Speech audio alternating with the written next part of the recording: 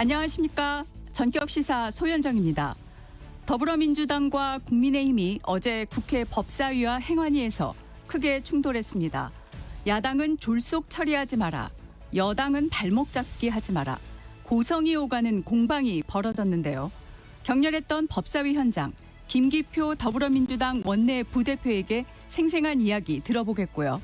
이어서 대규모 장외 투쟁에 나선 국민의힘 주요 정치 현안에 대한 야당의 입장, 배준영 국민의힘 의원과 이야기 나눠보겠습니다. 전격 시사는 유튜브로도 실시간 방송됩니다. 9월 23일 화요일 전격 시사 출발합니다.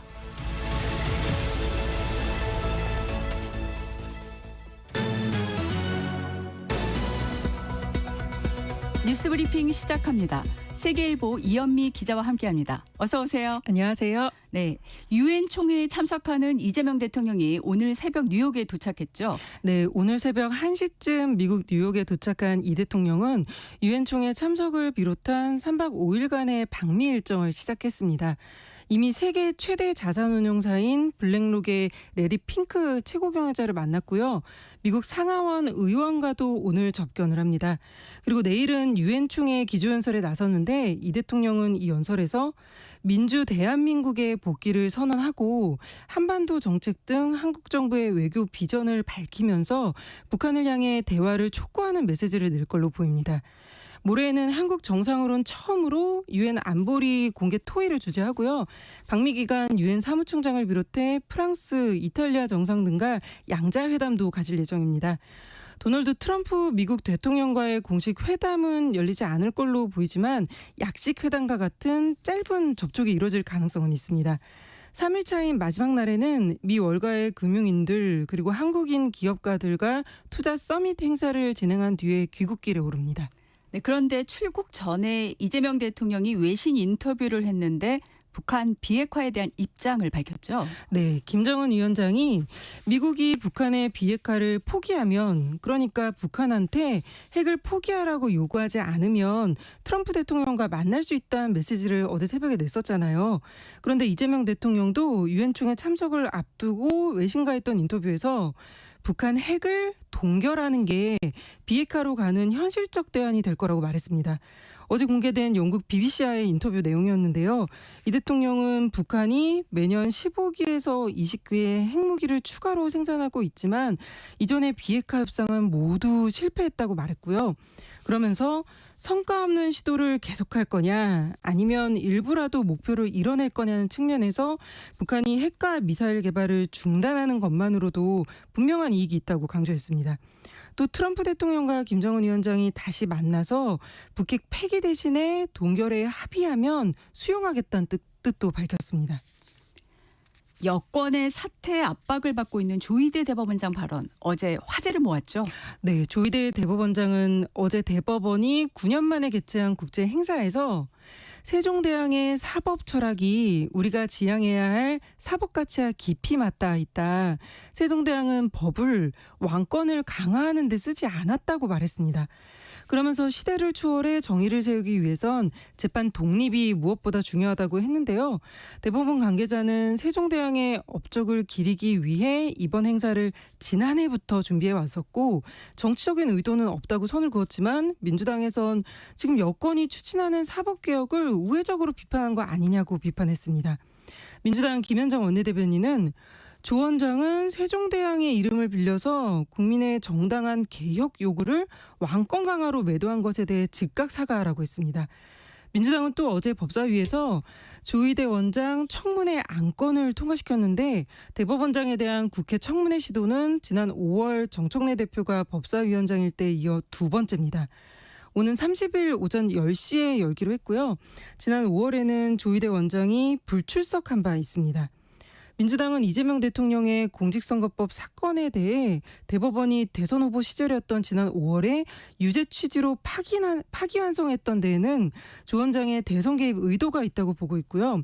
반면에 국민의힘은 민주당이 조작 증거로 조희대 한덕수 회동서를 제기하고 있는데 그 증거가 조작됐다는 게 하나둘 밝혀지니까 이제는 대법원장을 불러서 청문회라는 이름으로 사법부를 파괴하려 한다고 비판했습니다. 예.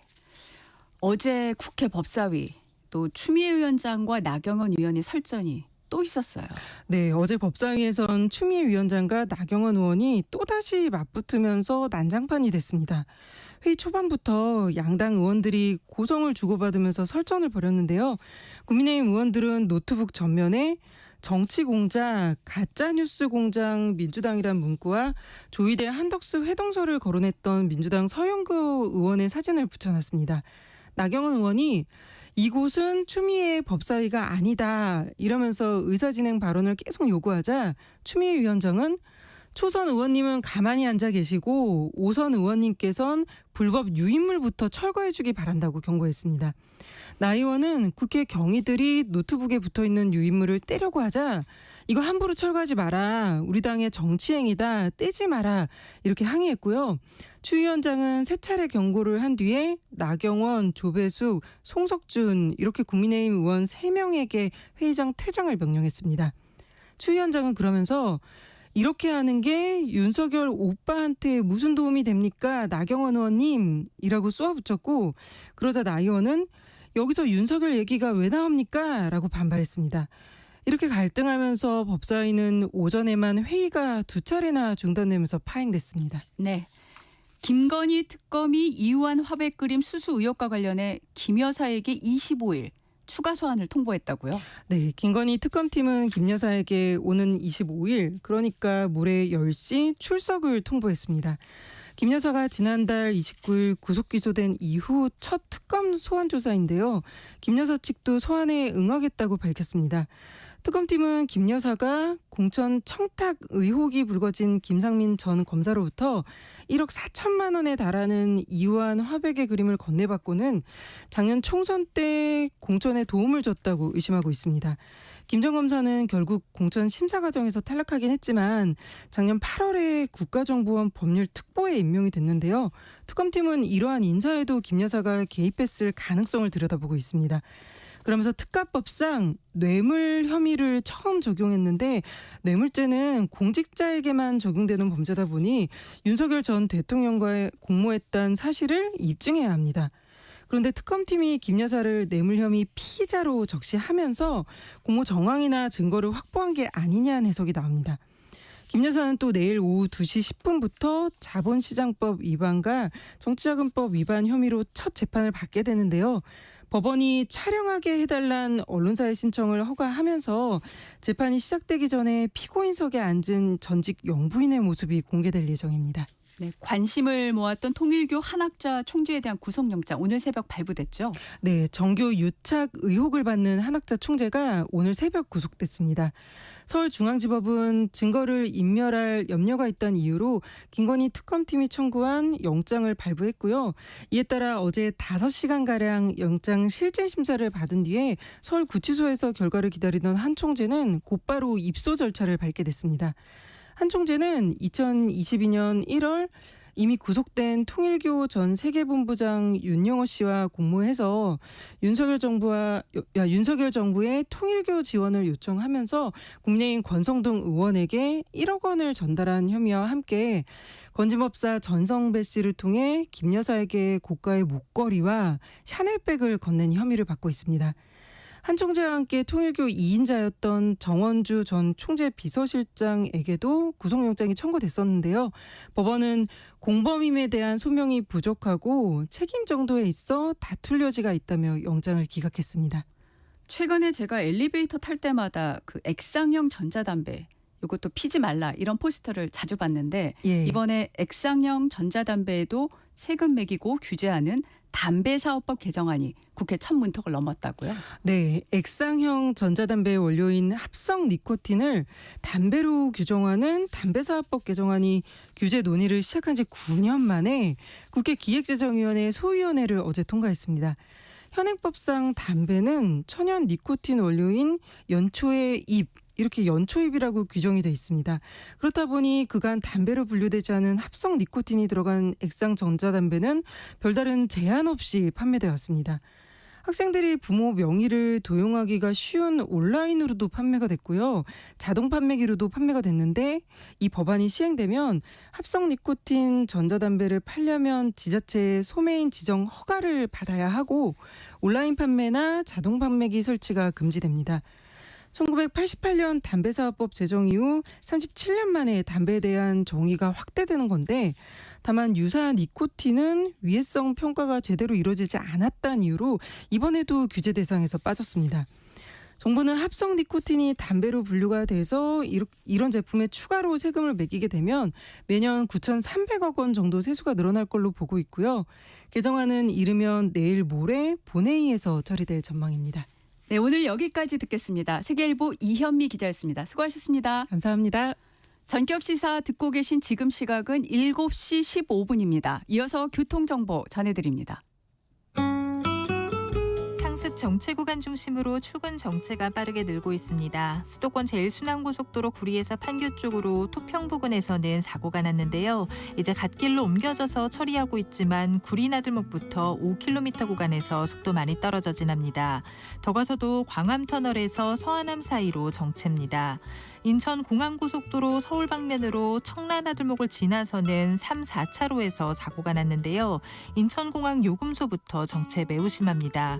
중부고속도로에서는 남이 쪽으로 호법분기점 부근 1차로에서는 고장난 차를 처리하고 있습니다. 이 여파받아 호법분기점에서 모가 사이로 더딘 흐름 이어지고 있습니다. 청주 영덕고속도로 청주 쪽으로 속리산 부근 1차로에서는 장애물을 처리하고 있습니다. 서울 시내에서는 동부간선도로가 도심 쪽으로 도봉터널부터 성수분기점 사이로 정체인데요. 이 구간 지나는 데만 50분 가까이 걸리고 있습니다. KBS 교통정보센터에서 김민희였습니다.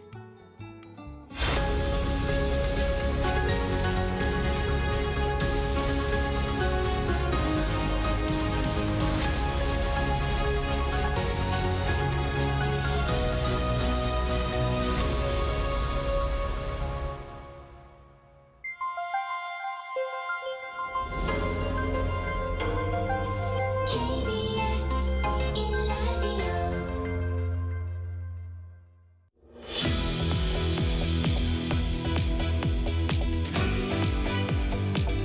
이번엔 정치 현안 짚어보겠습니다.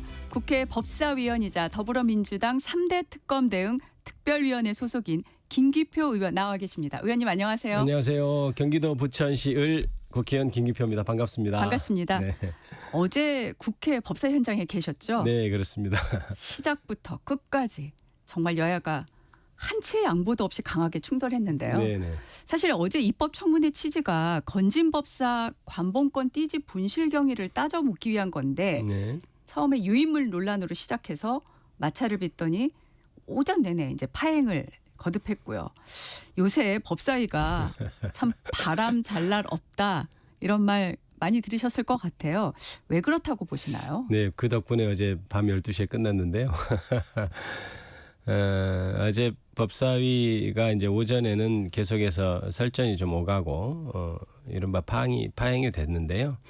어제 같은 경우는 입법청문회가 검찰 개혁을 큰 주제로 하고 그 중에서도 저희가 주안점을 뒀던 것은 관봉권 띠지였습니다. 그런데 전반적으로는 검찰 개혁이 왜 필요한가에 대해서 각 사례별로 네.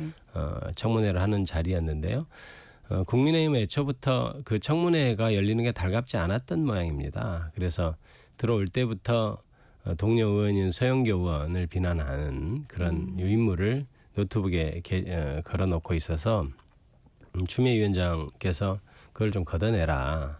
그래야 회의가 진행되지 않겠냐. 그때부터 이제 뭐 저는 일종의 트집이라고 보는데 계속해서 설전이 오가고 그래서 오전 내내 그 상임위가 파행이 됐죠. 근데 또 하나는 또 그 과정에서 나경원 의원의 간사 선임을 다시 재차 요구를 했어요. 네. 그런데 저번에 잘 아시다시피 저희 상임위에서 그 간사에 대해서 부결을 했거든요. 그랬죠. 그런데 일단 국회에서는 일사부재의라고 해서 같은 회기 내에는 같은 안건을 다시 처리하지 않는 게 원칙이지 않습니까? 92조인가 그런데요.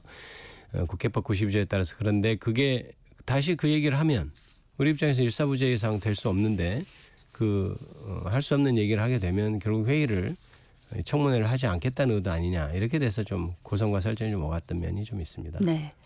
그 오후가 돼서 이제 입법 청문회가 네. 이제 시작이 됐는데 재개됐는데 관봉권 띠지 분실 사건에 대해서 어제 관련 검사들이 나왔어요. 네네. 그런데 관련성은 전면 부인했거든요. 그렇습니다.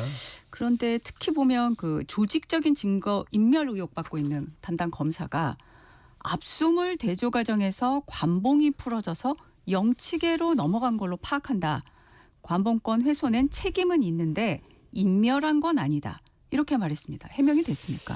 그 전반적으로 어제 나온 검사의 입장은 방금 말씀하셨듯이 관봉권 띠지가 훼손된 것, 없어진 것에 대해서는 송구하고 책임을 느끼지만 그것이 의도적으로 된 것은 아니다라는 점을 강조하기 위해 나온 자리였습니다. 그런데 가만 듣다 보면 그게 일단 수사팀에서는 수사팀의 책임이 아니다라고 미루고 있는 것 같고, 그다음에 사건과라고 합니다. 압수물을 실제로 접수해서 보관하는 사건과에서는 기억을 못한다고 있는 상황이어서 어느 누구의 말이 맞는지, 근데 그게 기억하지 못할 사안은 사실은 아니거든요. 관봉권이라는 것은 일생일 때 한번 볼까 말까 한 보지 못할 경우가 많겠죠. 그런데 기억 못한다고 해서 좀 이해가 안 가는데, 어찌 됐든 어제는 서로 책임을 좀 미루는 듯한 인상이었고, 그다음에 두 번째는 오히려 이게 첫 번째겠죠. 그것이 조직적으로 김건희를 도와주기 위해서 인멸한 것이 아니고 실수로 없어졌다. 이걸 강조하기 위해서 나온 그런 자리로 보였습니다. 그런데 당시 그 담당 검사의 얘기에 의하면 자기가 그 관봉권 띠지가 없어진 것을 알았음에도 불구하고 바로 위에 보고하지 않았고, 조금 있다가 다른 청으로 이전돼 가면서 당시 팀원들에게는 모두 얘기를 해줬다라고 했거든요. 그런데 그 말이 다 맞다 하더라도 그 팀원들조차 위에 보고하지 않았다는 결론이 되는데, 그것은 저희가 이건 조직적으로 은폐하려는 건 아니냐. 그러면 그 이면에 실수가 아니고 뭔가 일부러 하고 나서 지금 그렇게 변명하는 것 아니냐, 그런 의심을 사기에 충분한 청문회였다고 저는 생각하고 네. 있습니다.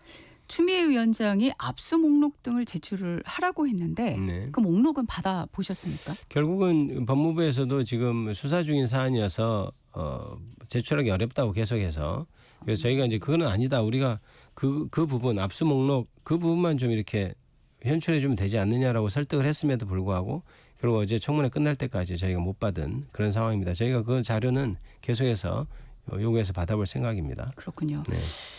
어쨌든 국민의힘 쪽에서는 이게 지금 뭐 결론을 다 맞춰놓고 증인을 겁박하는 거다. 이렇게 나오고 있는데 어떻게 입장이십니까? 증인을 겁박한다는 표현은 적절하지 않고요. 만약에 증인이 거짓말을 하고 있다고 여기면은 거짓말을 왜 하느냐라고 얘기를 할 수는 있겠죠. 그게 겁박이라고 표현할 수는 없을 거고, 그 겁박이라는 표현을 쓰기 전에 저희가 관봉권 띠지가 정말 다양한 스펙트럼이 있지 않습니까? 진짜 단순 실수일 수도 있고, 막 가사만 양보를 해서라도, 아니면 정말로 얘기했듯이 조직적으로 김건희를 도와주기 위해서 검찰이 조직적으로 한 것일 수도 있는데, 그 부분 그 지점 스펙트럼이 어느 지점이냐를 저희가 확인하자는 것이었기 때문에 네. 국회의원들이 많이 저희 민주당 의원들이 준비해서 한 청문회를 겁박하기 위한 청문회라고 그렇게 폄하하는 것은 맞지 않다고 봅니다. 네. 어제 법사위에서 중요한 안건이 하나 또 가결됐습니다. 네. 조희대 대법원장 대선 개입 의혹 청문회 안건이다라고 이름을 붙이셨어요. 이게 원래 예정이 돼 있었던 건가요? 저희가 5월 달에 대법원에 대해서 청문회를 한 후에 계속해서 사실은 조희대 대법원이 대법원 법원 본연의 심판 어떤으로서가 아니고 플레이어로서 뛰어든 것이 지난 파기환송심, 이재명 전 후보에 대한 파기환송심이었다고 본다면, 그 부분은 그동안 사법부의 권위가 존중되어야 하고, 사법부에 대해서 결정에 대해서 우리가 따르는 그러한 어떤 토대를 무너뜨려 버린 것이다. 즉 사법부가 정치 한복판에 플레이어로서 참여했기 때문에 그 부분에 있어서는 오히려 사법부 독립을 현저하게 해친 것이고, 그 부분에 대한 책임을 물어야 된다는 여론이 비등했었습니다. 그래서 청문회를 했던 것인데, 그때 뭐 대법원장은 당연히 안 나왔죠. 그런데 요새 다시 대법원장이 모 인사와 파기환송심 전에 의논을 했다느니 이제 이런 어떤 제보나 이런 것들 얘기가 나오고, 그에 대해서도 부인하는 얘기가 나오고, 그런데 조희대 대법원장이 아니라고 해서 그것이 아니게 되는 것은 아니지 않습니까? 그래서 서로 지금 이게 맞냐 안 맞냐 논란이 있는 상황이고, 그렇다면 청문회에서 논의해보자라고 얘기가 돼서 어제 결정을 한 것이고요. 추석 전에 하려면은 어제 결정을 해서 좀 추진하는 게 맞겠다, 이렇게 해서 결정이 된 겁니다. 5월에도 조 대법원장이 출석하지 않았는데 네. 이번에 출석할 가능성 어떻게 보시나요? 출석 가능성은 뭐 모르겠습니다. 높지는 않다고 봐야 되겠지만 대법원장 그동안 청문회 나올 적은 없어서 그런 가능성은 실제로 저는 개인적으로 높지는 않다고 봅니다만은 다만 이번에 좀 사안이 다른 것 아니냐? 본인이 한덕수 전 총리와의 회동 파기환심 전에 의논했다든지 회동했다든지에 대해서 적극적으로 입장을 밝혔고 어제 같은 경우도 무슨 세종대왕에 비유하면서 법이 국민을 위해 어떻고 이런 얘기를 했지 않습니까? 그렇다면 적극적으로 나와서 본인 입장을 밝혀야 된다고 생각합니다. 자기가 떳떳하다면 그러면 나올 수도 있지 않을까 이렇게 생각하고 있습니다. 만에 하나라도 또 나오지 않는다. 네. 그런 상황이 됐을 때 지금 거론되는 카드 중에 하나가 탄핵 카드도 있는데요. 탄핵이라는 것은 신중하게 처리를 해야 하지만 저는 기본적으로 조희대 대법원장이 저는 사퇴해야 된다고 생각하는 사람입니다. 왜 그러냐면 그동안 대법원 사법부가 세워왔던 권위를 한순간에 허물어뜨린 사람이고 일선에서 묵묵히 정말 두꺼운 기록과 실험하면서 밤을 새워가면서 사건의 판단을 하고 있는 일선 법관들을 굉장히 모욕한 사건입니다. 그들의 노력을 허사로 만들고 그들의 명예를 훼손한 사람이기 때문에 그거에 대해서는 당연히 책임을 져야 된다. 그 자리에 있어서는 안 된다고 생각하고요. 만약에 그렇게 사퇴하지 않는다면 저희가 국회에서 할 수 있는 탄핵 카드 수단은 당연히 탄핵이고 그러면 탄핵 같은 경우는 어떤 자료 같은 것이 구비돼야 되겠죠. 그 부분에 대해서는 저희가 고민을 해볼 생각입니다.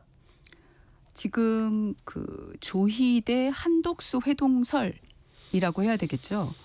네. 여기 지금 민주당에서 이 건과 관련해서 추가로 확보한 제보나 증거가 있나요?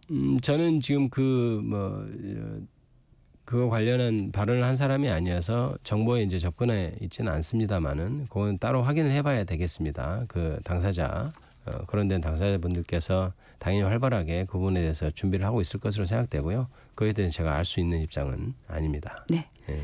국민의힘에서는 지금 사법 파괴 입법 구태타다. 이 지금 네. 청문회에 대해서 이렇게 거칠게 비판하고 있는데 그러면서 국민의힘이 또 민주당을 겨냥해서 이런 행태가 위헌정당 요건에 해당한다. 법적 대응하겠다. 이렇게 나오고 있는데 어떤 입장이실까요?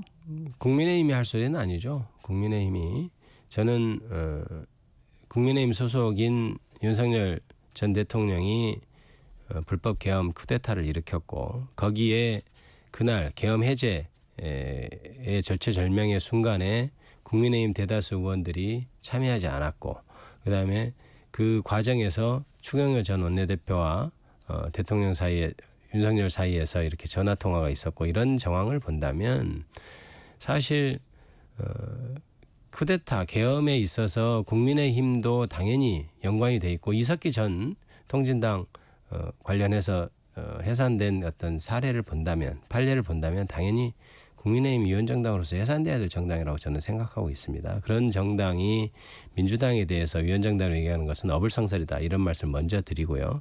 두 번째는 아까 얘기했듯이 조희대 대법원이 했던 일은 그동안 우리가 사회가 안정화되고 되려면은 법원의 판단에 대해서 존중해야 되고 사법부의 독립을 지켜줘야 되는데 그것을 못하게 만든 것은 조희대 대법원입니다.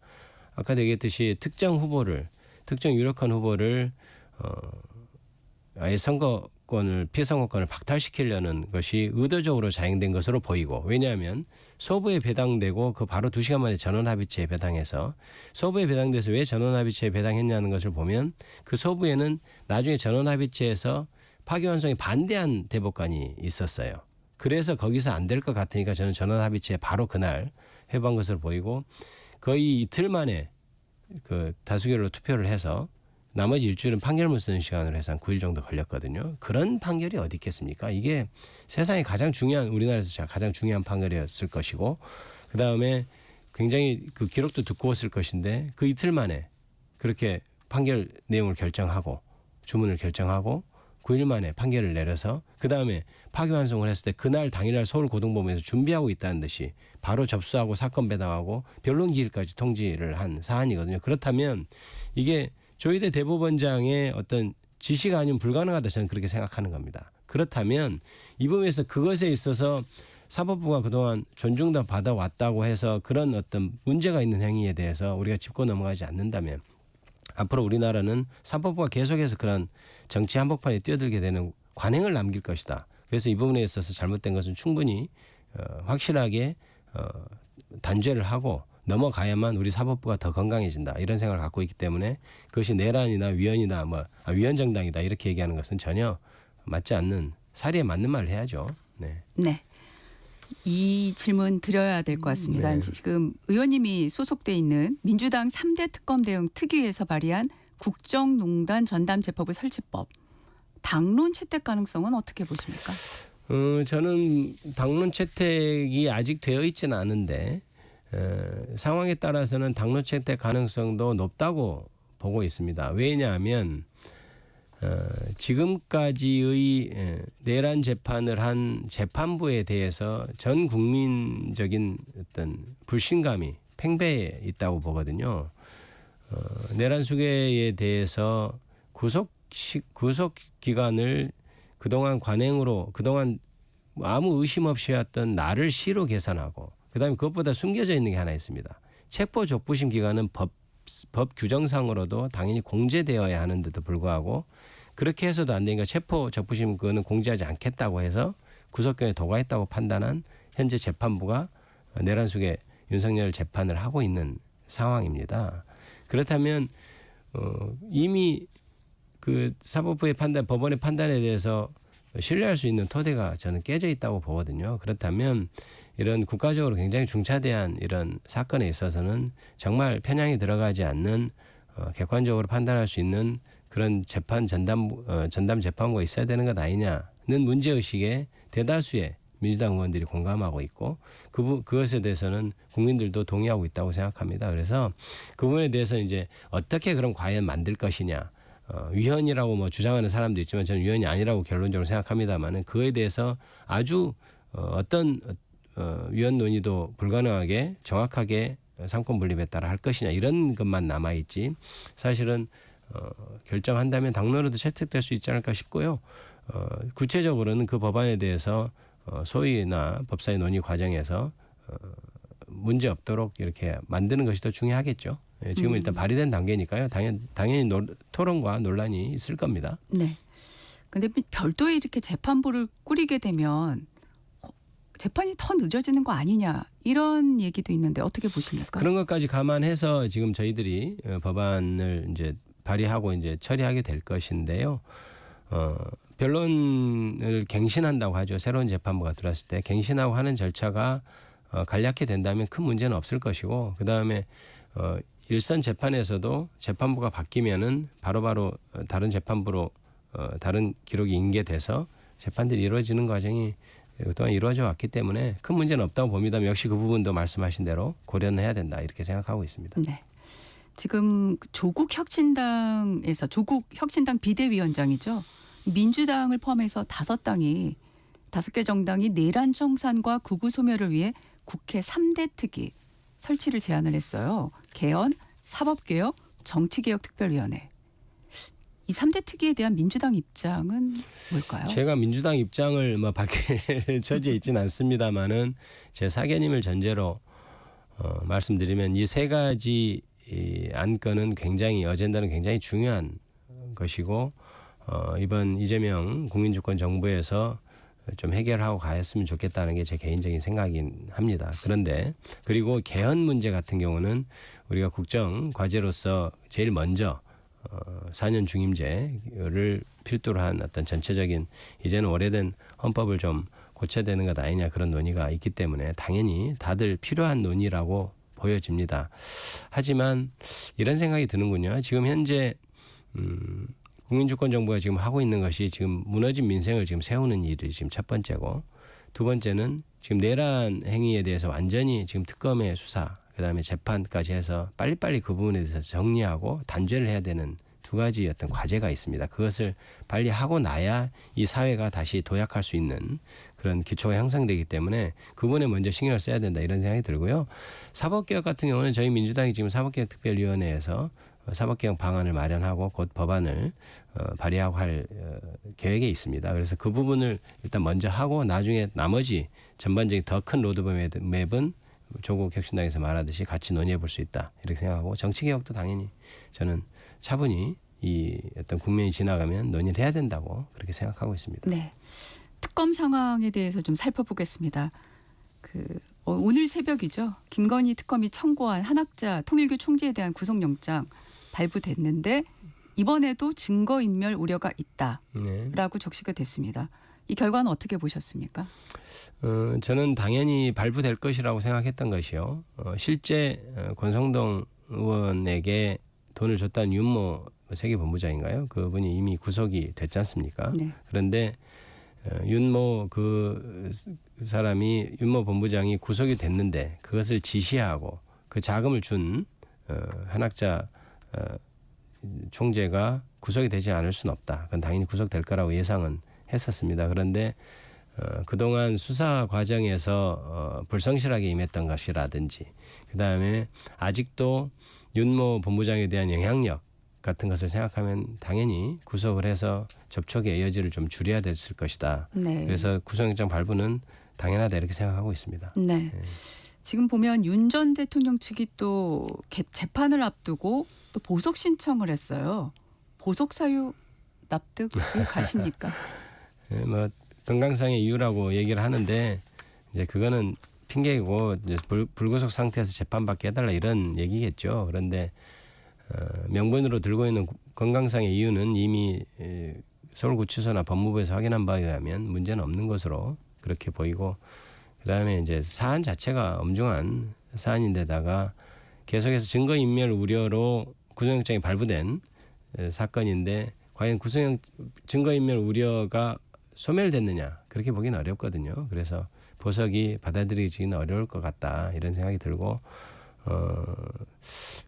뭐 구치소에서 이제 특혜는 당연히 없어졌겠지만 여전히 구치소에서도 변호인 접견하고 다른 재수자들과 다른 어떤 처우를 받고 있을 것으로 저는 생각은 됩니다만은 반성하고 구속 상태의 재판을 받는 것이 국민에게 사죄하는 길이라고 생각하고 있습니다. 네. 지금 국민의힘은 5년 8개월 만에 장애 투쟁에 나서고 있고 지금 사실 이런 흐름을 계속 가져갈 걸로 보이는데요. 어떻게 보십니까?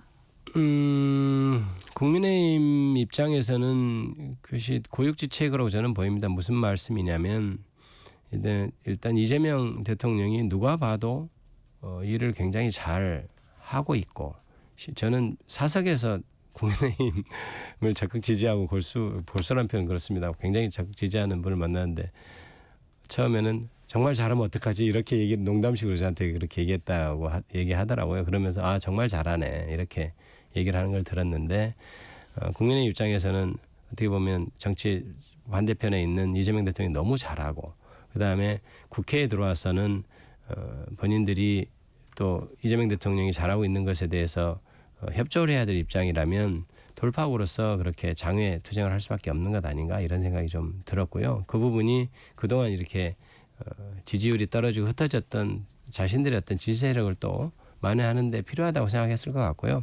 그러나 그것이 계속해서 반탄 세력 그다음에 전한길 씨와 같은 사람과 계속해서 끊어내지 못한다면 그건 한계가 충분히 노정되는 일이고 국민의힘은 장외투쟁이 중요한 것이 아니고 이재명 대통령이 잘하고 있는 일에 대해 적극 국정에 협조하고 그다음에 윤석열 내란 세력과 충분히 절연하는 것 그것이 오히려 지지율도 높이고 국민한테 다가가는 길이다. 이렇게 충고해주고 싶습니다. 근데 이제 야당 쪽에서는 국민의힘 쪽에서는 입법 독주 얘기를 하고 있고 또 이재명 대통령을 향해서는 독재다. 이렇게 규정을 하고 있거든요. 사실 지금 국회에서 어떤 하나하나의 안건에 놓고 합의가 되는 게 거의 없지 않습니까?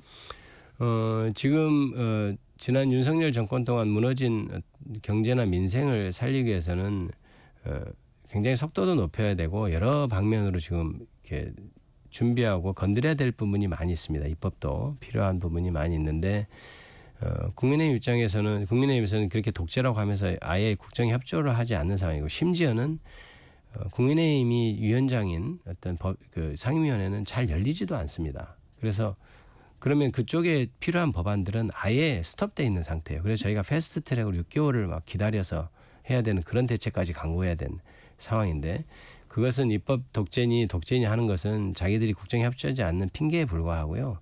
속히 야당인 상임위원장 그 상임위원회를 열어서 국정에 협조하는 것이 길이라고 저는 생각하고 있습니다. 네. 지금 이재명 대통령이 지금 유엔 총회 참석을 해서 뉴욕에 갔지 않습니까? 네. 도착을 했고요. 근데 이제 출국 전에 외신 인터뷰를 할 때 이번 지금 미국과의 통상 무역 협상 얘기를 했어요. 근데 지금 보면은 미국의 요구에 동의했으면 탄핵당했을 것이다. 상당히 그 강한 표현을 또 쓰셨는데 국민의힘 쪽에서는 뭐 잘된 회담이라더니 협상 실패 인정한 거 아니냐.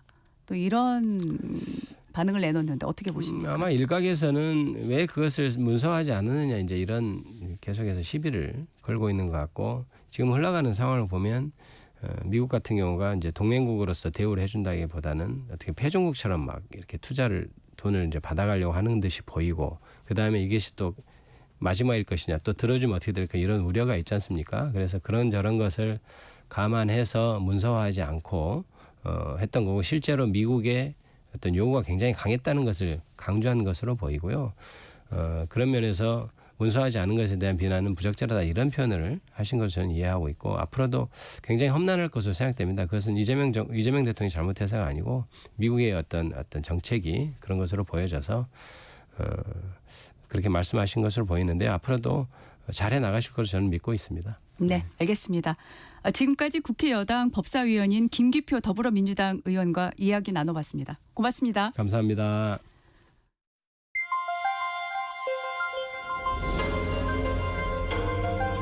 KBS 1라디오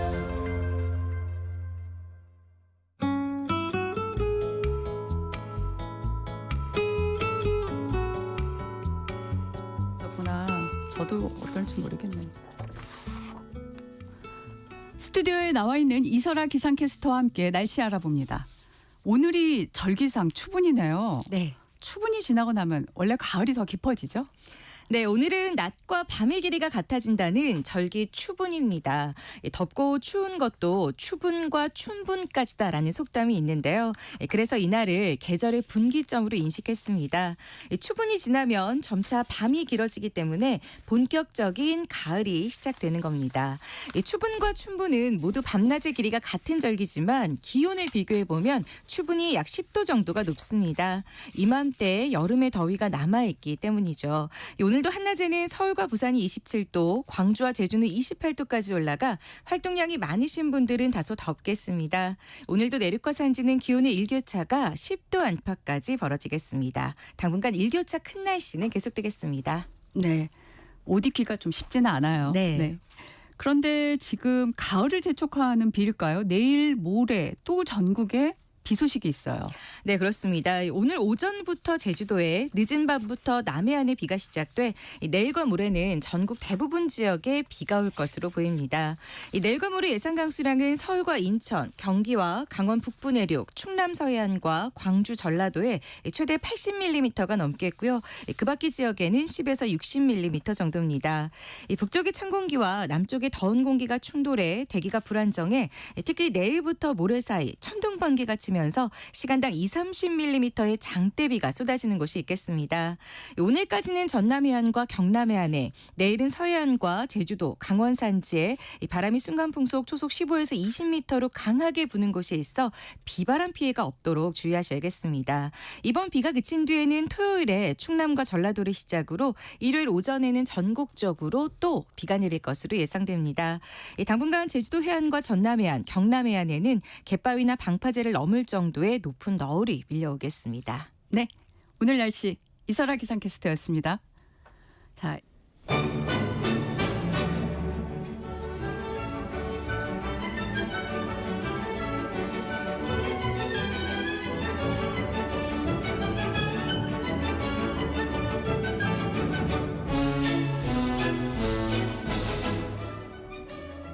이 시각 증시 따라잡기. 채슬리 투자자문의 조지환 팀장님 전화 연결합니다. 팀장님 안녕하세요. 네, 안녕하세요. 뉴욕 증시가 3대 지수 모두 또 사상 최고치로 마감했네요. 무슨 호재가 있었을까요? 예, 장 초반에는 관망 심리가 작용하면서 하락 출발했습니다. 그런데 기술주 강세와 엔비디아의 대규모 투자 발표가 전체 시장의 상승을 이끌었습니다. 다우는 0.14% 오르며 46,381포인트를, S&P 500은 0.44% 상승하며 6,693포인트, 나스닥도 0.7% 상승하며 22,788로 마감하며 3대 지수가 다시 한번 역사적 신고가를 경신했습니다. 중소형주 지수인 러셀 2000은 0.59% 상승하며 2,463을 기록했습니다. 한국 시장에 영향을 주는 필라델피아 반도체 지수는 1.57% 상승했습니다. 섹터별로는 IT 섹터가 가장 크게 상승한 1.74%로 마감했으며 유틸리티가 0.9% 상승했습니다. 산업재와 부동산은 강보합, 건강관리와 소재는 보합, 자유소비재, 금융, 에너지 sek터는 약보합으로 마감했으며 커뮤니케이션 서비스와 필수 소비재가 0.9%대 하락했습니다.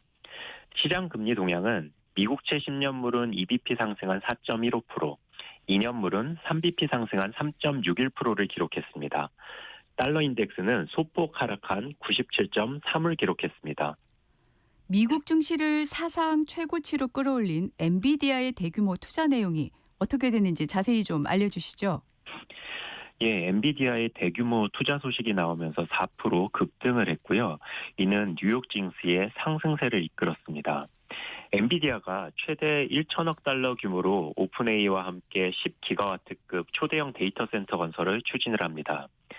엔비디아의 최신 GPU를 기반으로 한 초고속 연산 환경을 구축해서 오픈AI 모델을 훈련시키려는 전략으로 AI 인프라 확대의 계기가 될 전망입니다. 월가에서는 미국 메가캡 테크의 질주를 막기 어렵다는 긍정적인 평가가 잇따랐습니다. AI 칩 수요가 단순히 수요 확대를 넘어서서 데이터 센터 전력과 설비 투자 확대까지 이끌 것이라는 기대가 시장 전반에 긍정적인 요인으로 작용했습니다. 브로드컴은 엔비디아와 오픈AI 파트너십 소식에 1.61% 하락 마감했습니다. 오라클도 큰 폭으로 상승했는데 어떤 뉴스가 있었을까요? 네, 오라클도 6.31% 오르면서 마감했습니다. 미국 내 틱톡의 매각 협상이 구체화되고 있는 가운데 오라클이 틱톡 알고리즘의 관리 주체가 될 가능성이 높아졌다는 이야기가 나왔습니다. 그동안 미국에서는 틱톡의 데이터 보안을 문제시 삼았는데요. 이러한 정책 리스크를 오라클이 기회로 삼은 셈입니다. 정부의 규제에 대응할 수 있게 되면 오라클의 보안 서비스 매출에도 긍정적인 영향을 미칠 것이라는 전망입니다. 테슬라도 1.91% 오르며 마감했네요. 네, 테슬라는 상승 출발한 후에 장 후반 상승분을 일부 반납하면서 1.91% 상승 마감했습니다. 애리조나가 운전자를 동승시킨 후에 자율주행을 승인했다는 소식과 함께 파이퍼 샌들러가 목표 주가를 $500로 상향 조정했습니다. 반면에 전기차 세제 혜택 만료에 따라서 테슬라의 기존 전기차 등록이 27% 감소했다는 소식도 있었고요. 중국에서는 FSD 관련 소송 등도 있었는데 이 자율주행 승인 소식에 시장이 더 민감하게 반응한 모습이었습니다. 어제 우리 시장도 분위기가 좋았죠? 예, 국내 증시가 미국 증시가 역사적 신고가를 기록한 것에 동조화되면서 다 같이 상승 마감했습니다. 코스피는 0.68% 상승한 3,468포인트로 마감하였습니다. 삼성전자가 4.8%대 오르면서 지수 상승을 견인했습니다. 코스닥은 1.3% 상승하면서 874포인트로 마감하였습니다. 코스닥 시총 상위 바이오 종목들의 강세가 그 원인이었습니다. 투자자별 매매 동향 살펴보시게 되면 지난주 금요일과 정반대의 모습을 보였습니다. 이번에는 개인이 7,600억 원 순매도를 한 가운데 외국인과 기관이 각각 4,800억, 2,600억의 동반 순매수를 하였습니다. 종목별로 보시게 되면 외국인이 삼성전자를 6,700억 순매수, 알테오젠과 D&D 파마텍을 각각 480억, 450억 순매수했습니다. 외국인과 마찬가지로 기관도 삼성전자를 1,600억 순매수하면서 삼성전자의 주가 상승을 이끌었다고 보시면 됩니다. 그와 함께 기관은 SK 하이닉스도 1,400억, 네이버를 190억가량 순매수하는 모습을 보였습니다. 외국인은 기관이 순매수한 SK 하이닉스를 3천억가량 순매도하였고요. 현대로템을 510억, LIG넥스원을 440억 순매도하였습니다. 기관은 외국인이 순매수한 알테오젠을 450억가량 순매도했습니다. 카카오와 현대로템을 각각 160억, 130억 순매도하였습니다. 52주 신고가는 삼성전자와 알테오젠, D&D 파마텍을 포함해서 102개 종목이었습니다. 모건 스탠리가 반도체 관련해서 리포트를 냈다던데 어떤 내용일까요? 예, 모건 스탠리가 이번에는 따뜻한 겨울이라는 제목의 반도체 리포트를 발행했습니다. AI 성장이 주도하는 새로운 기술 사이클이 시작되었다고 말하면서 2026년에는 메모리 반도체 시장의 수요와 공급 불균형을 초래할 것으로 예상된다고 했습니다.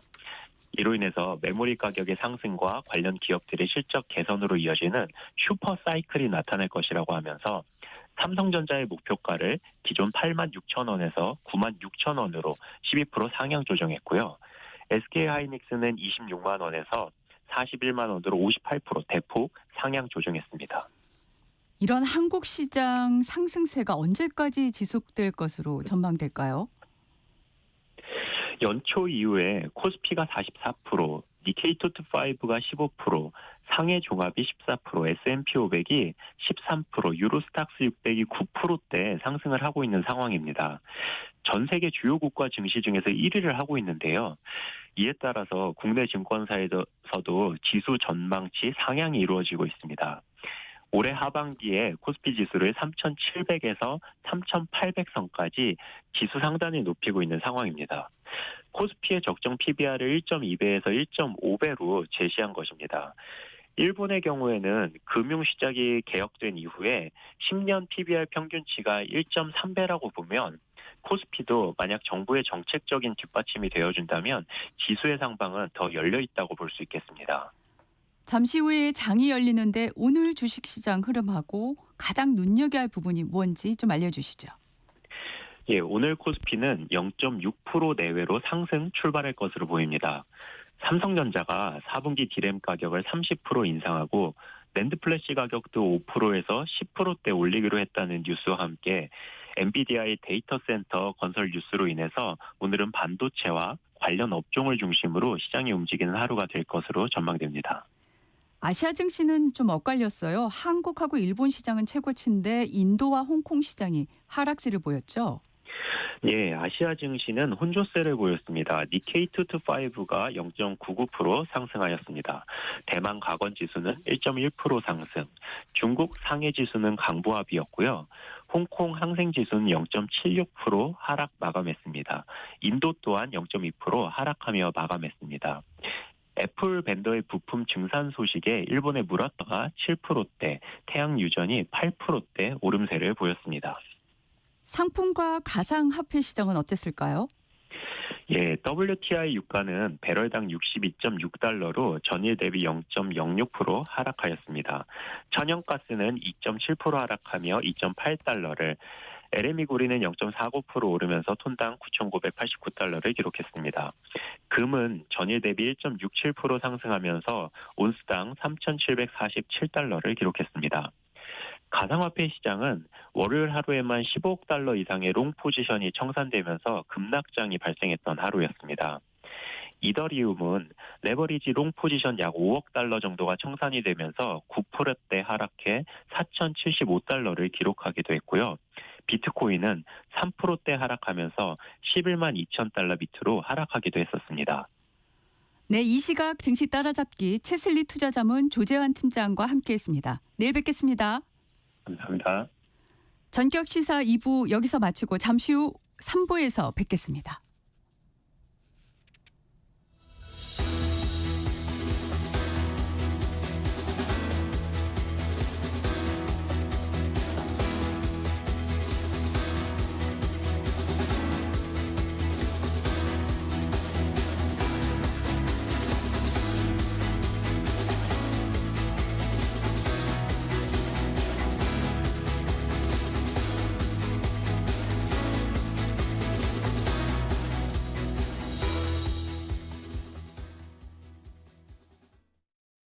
KBS 라디오를 스마트하게 즐길 수 있는 방법. 스마트폰 플레이 스토어나 앱 스토어에서 KONG KBS 콩을 검색해서 다운받는다. 맨 아래 여기를 눌러 채팅에 참여하세요로 가서 사연도 신청곡도 마음껏 보낸다. 지금 내가 듣고 있는 라디오, DJ는 뭘 하고 있는지, 게스트는 누구인지 보고 싶다면 오른쪽 위 카메라 모양을 누르고 보이는 라디오로 즐긴다. 방금 들은 그 노래, 아까 들은 그 노래, 가수와 제목이 궁금하다면 오른쪽 아래 음표 버튼을 눌러서 실시간 선곡표를 확인한다. 전국 세계 어디서나 이것만 기억하세요. 콩을 깐다.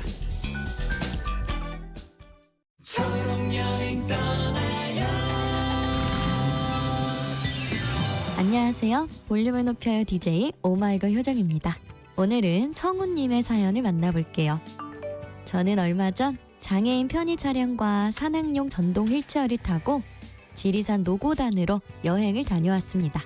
쉽게 갈 수 없었던 정상의 풍경을 마주한 순간 마음속 응어리가 확 풀리는 기분이었어요. 지리산 밤하늘에 빛나는 별과 붉게 물든 새벽의 일출까지. 고지대 여행을 통해 아주 오랜만에 자연을 흠뻑 느끼며 여행할 수 있었던 소중한 기회였어요. 우리 함께 떠나봐요. 어디라도 좋아 좋아. 자 출발해요. KBS 연중 캠페인 초록여행 떠나요는 장애인의 자유로운 여행을 응원하는 기아와 그린라이트가 함께합니다. 고된 하루의 웃음, 안방 일렬의 감동,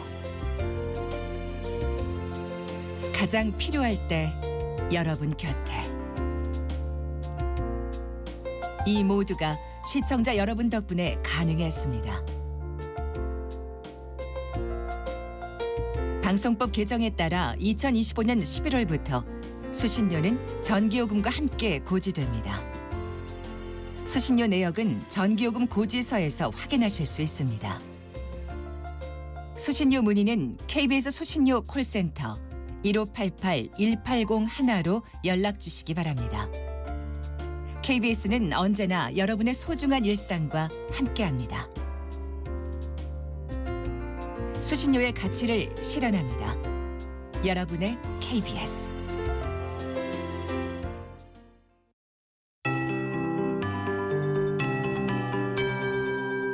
KBS 58분 날씨. 낮과 밤의 길이가 같은 절기 추분인 오늘 전국이 대체로 흐리겠고요. 일교차가 크게 벌어지겠습니다. 지금 내륙 지역은 대부분 20도를 밑돌며 서늘하고 대관령은 현재 기온이 10.3도를 보이고 있습니다. 반면 남해안과 제주도는 23도 안팎까지 올라 있습니다. 낮 기온은 서울과 부산 27도, 광주와 제주 28도, 대구 25도, 강릉 24도 등으로 어제와 비슷하거나 조금 높을 전망입니다. 전국의 하늘에 구름이 많이 껴 곳곳이 흐립니다. 오늘 일부 지역에 빗방울이 떨어지겠고 제주도는 오전부터 비가 내리기 시작하겠습니다. 늦은 밤에는 남해안에도 비가 오겠고 내일은 전국으로 확대되면서 대부분 지역에 10에서 최고 60mm, 수도권과 강원 내륙, 충남 서해안에는 곳에 따라 80mm가 넘는 많은 비가 내릴 전망입니다. 이 비는 목요일 새벽에 수도권부터 차츰 그치겠지만 충청 이남 지방은 목요일 밤까지 이어지는 곳이 있겠습니다. 이번 주는 비가 자주 내리겠습니다. 남부 지방은 금요일에도 곳곳에 가끔 비가 오겠고요. 이후 주말에는 대부분 지역에 또 비 소식이 있습니다. 현재 서울의 기온은 19.2도, 습도는 70%입니다. 송소진입니다.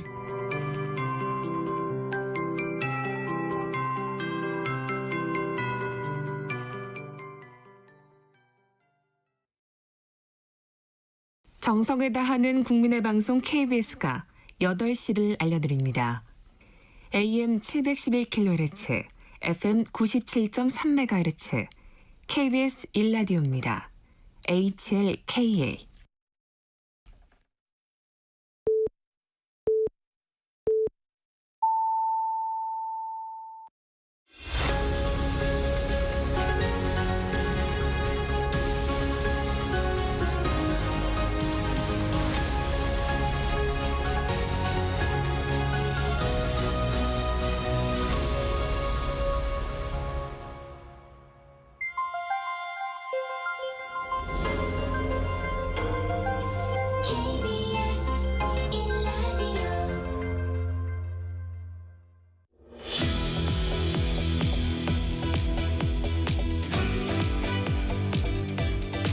전격 인터뷰 2부, 이번엔 야당으로 갑니다.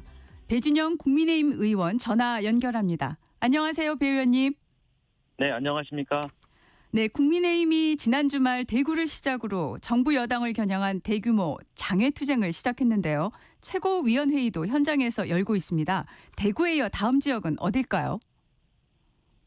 네, 대구에서 7만여 명이 모이셔서 더운 날씨에도 불구하고 열띤 장외 집회를 했습니다. 이 경부선으로 생각하시면 될 것 같은데요. 부산에서 시작해서 대구, 충남, 그리고 서울에서 아마 마치지 않을까 저희가 생각하고 있습니다. 대구에는 인파가 많이 모였습니다.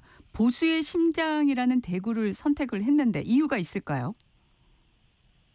부산에서 시작하고 서울에서 마치니까 대구 정도에서 한번 많은 우리 지지자들을 모아서 내부 결속을 좀 다져야 된다라는 생각이었었던 것 같습니다.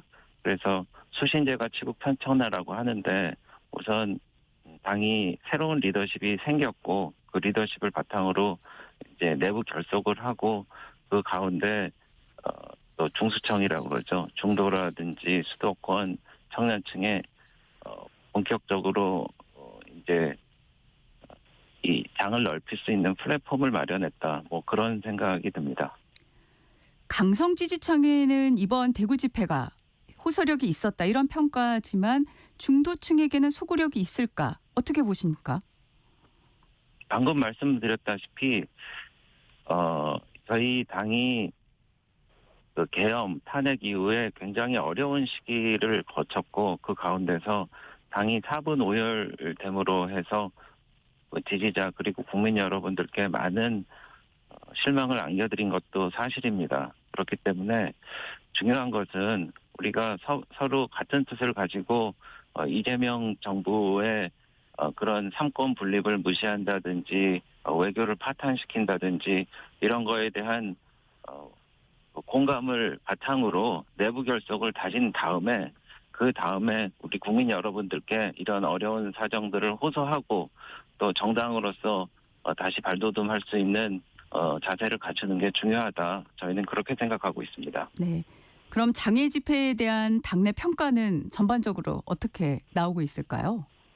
내부 결속을 다지는 데는 저희가 어느 목적을 좀 달성했다고 보고요. 그리고 우리 당이 국회에서는 소수고 또 다수결에 의해서 모든 게 지금 판단되기 때문에 굉장히 수세적인 상황이지만은 우리를 지켜주고 또 지지해주는 국민들이 있다. 그래서 그런 것을 다시 한번 대내외적으로 확인하고 천명하는 자리였다고 생각합니다. 장외투쟁에서 나온 일부 발언들이 이제 논란이 됐는데요. 장동혁 대표가 대통령 호칭도 생략을 했고 김민수 최고위원은 대통령이라 부르지 않겠다. 또 이 대통령의 당선 무효 이렇게 외쳤는데 이런 발언 표현이 효과가 있다고 보십니까? 기본적으로 직책과 직위가 있는 사람은 그거에 맞춰서 호칭을 하는 게 기본이라고 생각합니다. 다만 장외 투쟁의 현장이었고 또 그런 것을 감안한 그분들의 말씀이 아니었나 이렇게 생각을 하는데 저희 집회뿐만 아니라 예전에 민주당 집회에서도 뭐 이명박, 박근혜, 윤석열 대통령에 대해서 좀 험한 언사가 많이 오고 가고 대통령이었지만은 존칭조차 없어진 그런 경우도 봤는데 큰 안목에서는 지양돼야 된다고 생각합니다. 네. 집회 전에 당에서 성격에 맞지 않는 피켓이나 구호를 자제해달라고 공지를 했는데 현장에서는 또 그렇지 않은 구호들도 보였어요. 어떻게 보십니까? 7만 명이 모였는데요. 그거를 일일이 다 할 수도 없고요. 그리고 저희가 이재명 정부처럼 또 법사위에서 일어난 것처럼 이틀막 할 수도 없습니다. 네. 네. 이제 법사위 얘기 좀 해보겠습니다. 네. 어제 법사위가 관봉권 띠지 청문회였는데 처음부터 굉장히 충돌을 했어요. 예, 국민의힘 의원들은 팻말 항의를 하고 추미애 위원장은 위원장 직권으로 나경원 의원, 조배수경, 송석준 의원 등을 퇴장을 시켰고요. 이런 파행 책임 누가 더 크다고 보십니까? 근본적인 책임은 민주당에 있습니다. 왜냐하면 그 한국은행의 관본권이 있는 이 지폐 이 다발 같은 경우에는 사실 앞에 스티커에 모든 정보가 다 나와 있습니다. 그래서 띠지를 띈다고 해서 그 정보가 없어지는 게 아니거든요. 일반 은행의 관본권 같은 경우, 일반 은행인 경우에는 띠지를 묶으면은 거기 담당자 이름이나 뭐 도장 같은 것도 찍기 때문에 효력이 있는데, 그러니까 그 청문회 자체가 사실 의미가 없는 것을 만들어서 청문회를 했다는 얘기입니다. 그리고 대한민국 역사상 헌정사상 그렇게 이 상대방 당의 간사를 투표로 해서 부결시킨 예가 없습니다. 그리고 어제 4명 중에 3명을 국민의힘 의원을 강제 퇴장시켰는데요. 이게 과연 민주당이라는 이름을 가진 당이 저지른 일인가 맞나 싶습니다. 지난번에 유상범 간사를 선임할 때도 3주나 걸려갖고 저희가 고생한 적이 있거든요. 국민 여러분께 좀 쉽게 설명해 드리자면은 한일 축구전이 있습니다. 우리 팀 주장을 연륜 있고 공도 잘 다루는 손흥민 선수를 하겠다는데 일본 팀에서 저희를 반대해갖고 손흥민 선수 하지 말자고 할 수 있습니까? 그거 정말 언어 도단 같은 얘기고요. 그래서 추미애 위원장께서는 좀 이성을 되찾으셨으면 좋겠다. 그래서 지금 정청래 전 위원장님하고 좀 경쟁 같은 거를 하는 것 같은데 좀 그만했으면 좋겠습니다. 좀 부끄럽습니다. 어제 청문회에서 쌍방울 대북 송금 의혹과 관련해서 이른바 연어 술파티 논란, 그리고 건진법사 수사와 관련한 관본권 띠지 분실 의혹에 관련된 검사들이 출석을 했습니다. 검사들이 제기된 의혹 부인을 하면서 여당 의원들과 기싸움을 벌이는 모습이 연출이 됐는데 이 모습은 어떻게 보십니까? 글쎄 그 일부 참석자들 증인이었나요? 참고인이었나요? 그 태도가 국민을 대표하는 의원한테 하는 태도가 맞나 할 정도 하는 약간 의구심은 들었는데, 질문 자체가 잘못되고 또 그렇게 억압적으로 질의를 하는 게 어디 있습니까? 국민도 유권자고 당당하게 말할 권리가 있는데 그냥 홈그라운드의 이점을 활용해서 그냥 찍어 누른단 말이죠. 예를 들어서 박경택 의원님 같은 경우에는 본인이 이재명 대통령의 그 쌍방울 대북 송금 사건의 변호사 아니었습니까? 그런 분들이 이제 나와갖고 그런 질의를 주도하면서 이 참석자들을 모멸감을 주고 또 입을 막아버리고, 청문회라는 건 히어링입니다. 듣기 위해 있는 거지 자기 말을 하려고 하는 그런 게 아니거든요. 그래서 그런 거를 좀 잘 바로 잡았으면 좋겠고요. 박현택 의원 같은 경우에는 보니까 대법원장, 대법관 이런 분들을 다시 청문회를 한다는 제안을 하고 또 이제 진행을 할 것 같던데, 우리나라 사법부 이렇게 망가져도 되는지 국민들한테 한번 물어보라고 해주십시오.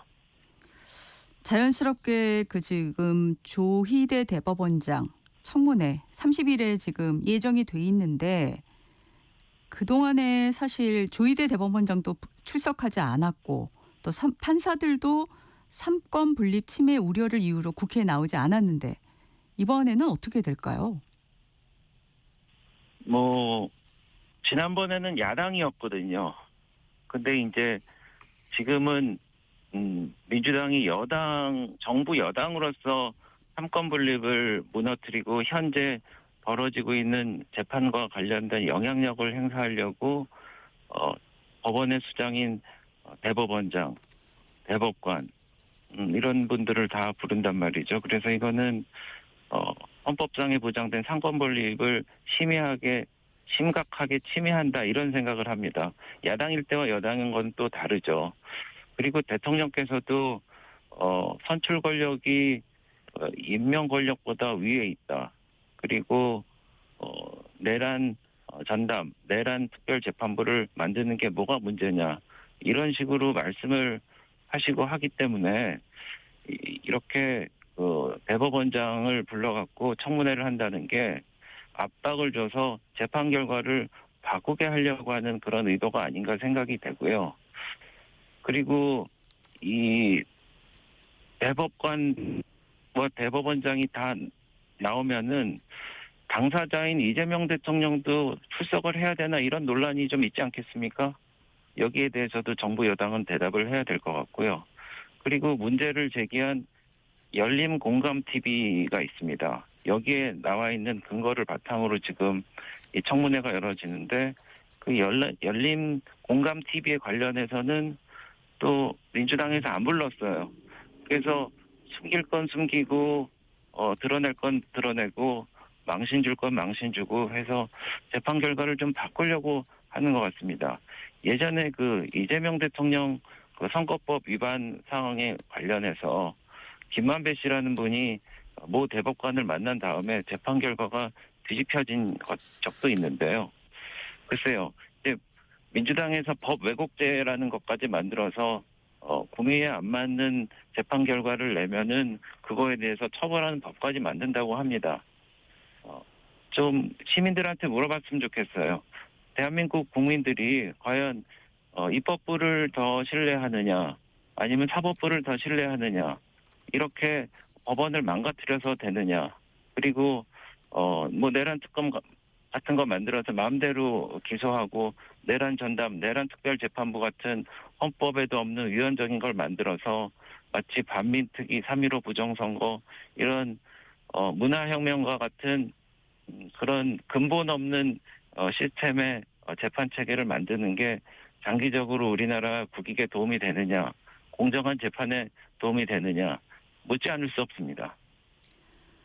지금 법사위에 일이 참 많지 않습니까? 현안도 다 중요한 건데요. 그런데 네. 국민의힘 간사가 계속 공석이에요.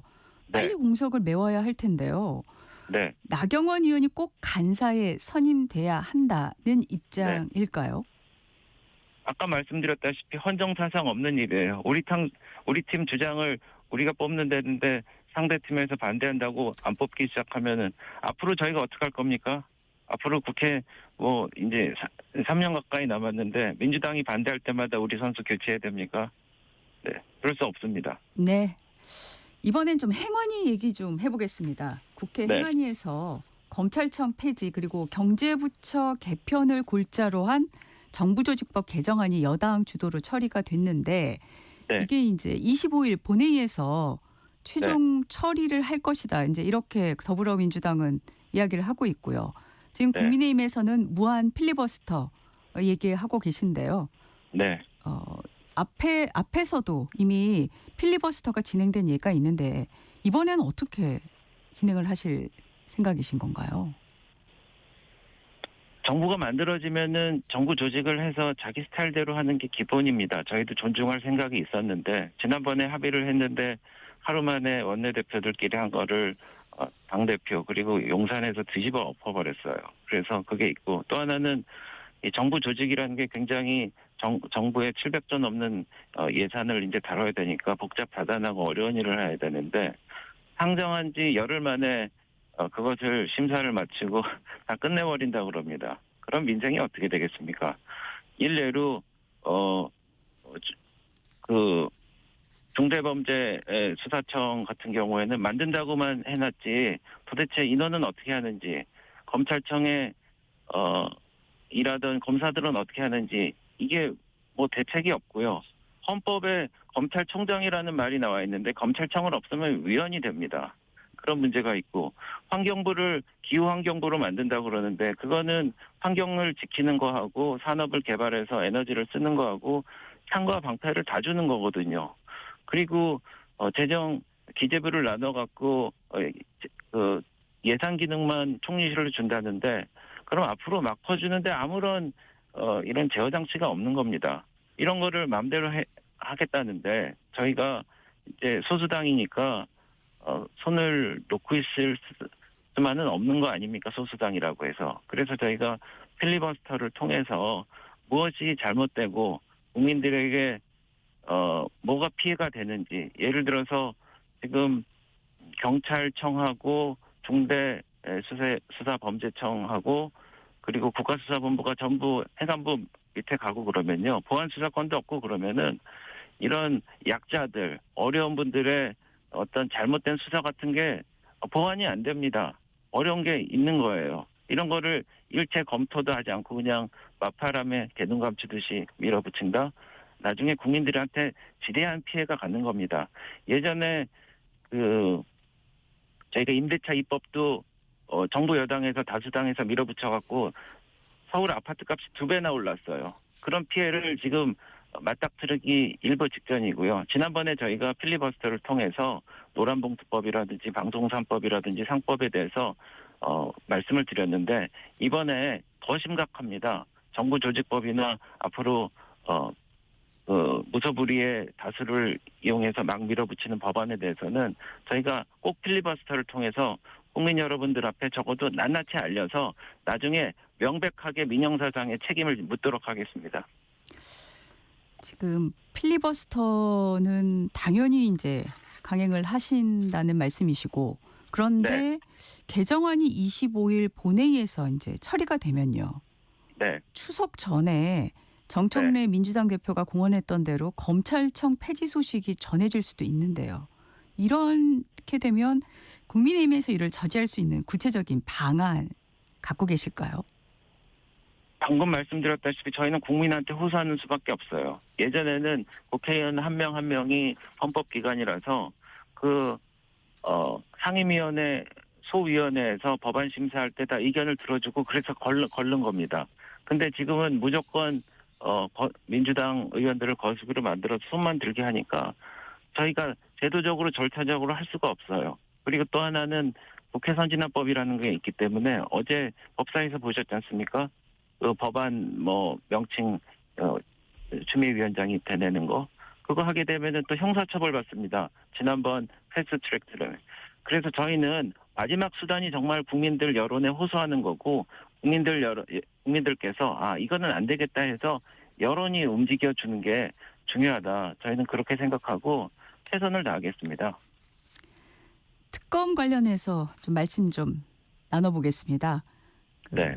통일교 한학자 총재에 대한 구속영장이 오늘 새벽 발부됐는데요.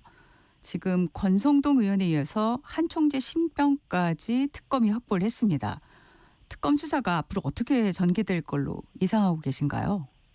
지금 3대 특검은 우리 국민의힘은 일도 관여 안 하고 정부 여당에서 추천을 해서 정부 여당 마음대로 지금 하고 있는 겁니다. 대통령이 임명을 한 특검들이죠.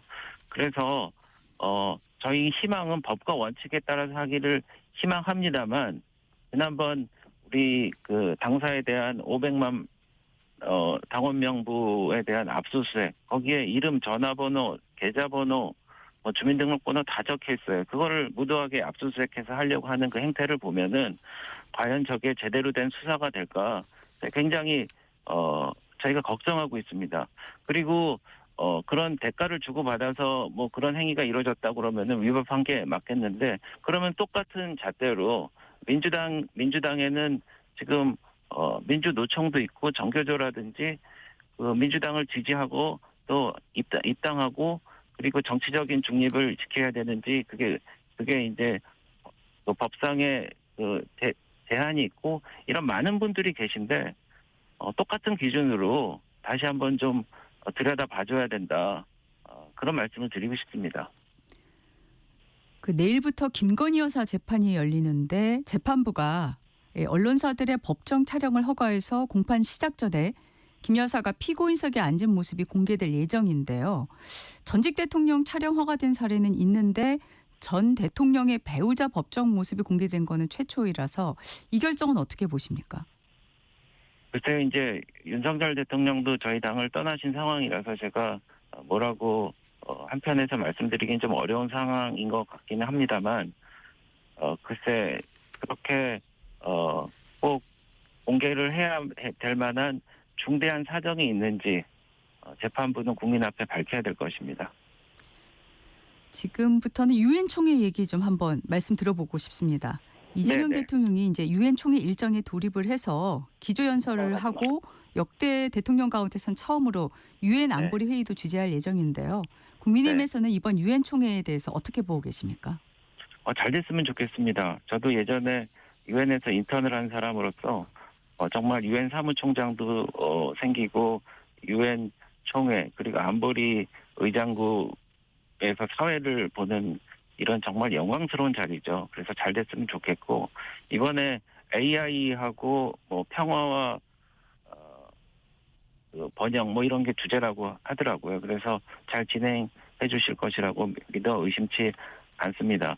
근데 그럼에도 불구하고 이게 안보리 회의이기 때문에 그 평화 문제에 관련해서는 팔레스타인 문제도 나올 것이고요. 그 한미일 북중러 간의 이런 대결 구도에 관련된 그 미묘한 그런 입장에 서로 변화가 있을 텐데 그런 거에 대해서도 좀 잘 다뤄주셔야 될 것 같고요. 그리고 한 가지 우려스러운 거는 유엔 총회에서 이제 연설을 하실 텐데 한반도 평화에 대해서 말씀을 하시고 북핵 관련해서도 말씀을 하시려고 하시는데 지금 굉장히 잘못된 게 두 가지가 있습니다.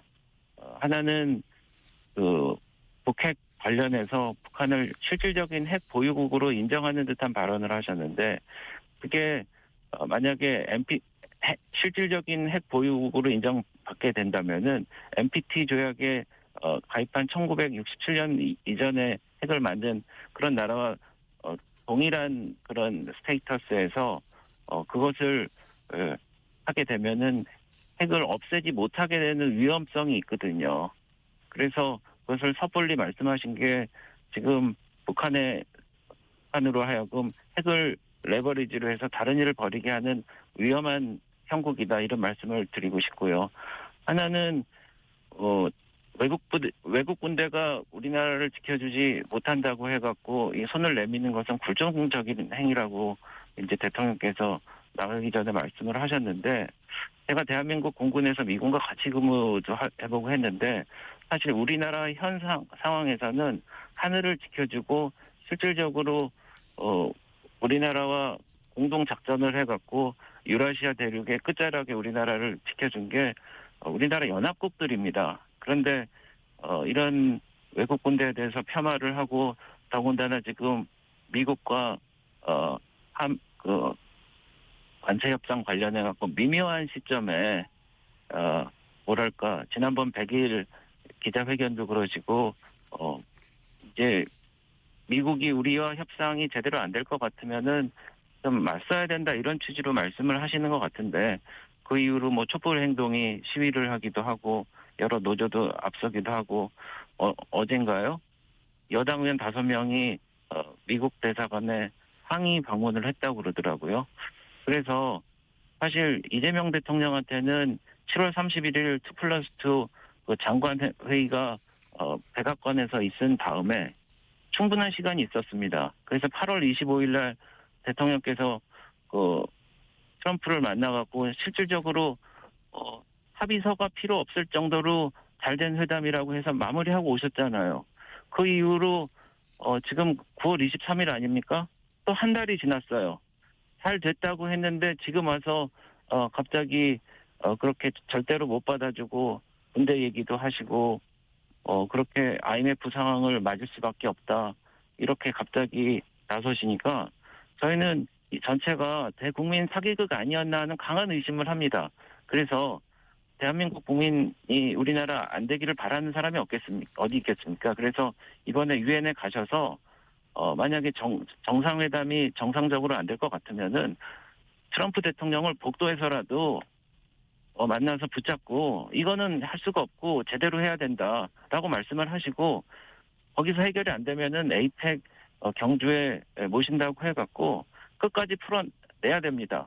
그런 와중에 그걸 풀어내지 못하면은 300명이 그렇게 조지아에서 구금돼 갖고 7일 동안 고난을 겪기도 하고 우리나라 기업들이 1,500억 불을 투자한다고 그러는데 그거를 지금 노란봉투법 만들었고 다 가로잡고 그래서 대통령이 하시는 역할이 지금 정말 골든타임이라고 생각합니다. 그래서 이번에 유엔 가셔서 참 잘하고 오시길 바랍니다. 네.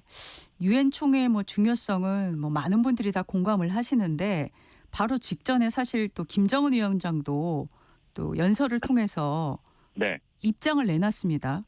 저희가 익히 아는 바 이른바 적대적 두 국가론 계속 강조를 했고 네. 트럼프 대통령하고는 개인적 관계는 좋다. 또 이런 얘기를 했고요. 네. 그런데 이제 앞서 의원님께서도 얘기를 하셨지만 이 비핵화 얘기는 꺼내지도 마라. 이제 이런 입장을 내세웠거든요. 네. 이런 상황에서 지금 북미 대화도 그렇고 남북 대화도 그렇고 우리가 풀어야 될 과제가 많은데 우리 정부가 대북 대응 방식을 어떻게 가져가야 한다라고 생각하시나요? 우리나라 대북 정책이 정말 우리나라의 생명을 쥐어잡고 있는 중요한 겁니다. 근데 민주당 정부의 대북 정책은 실패했습니다. 66년 만에 북중러 이 지도자들이 막로에 올라가서 그 군사 퍼레이드를 지켜봤지 않습니까? 전승절에. 그걸로써 모든 이야기는 함축이 됩니다. 끝난 얘기예요.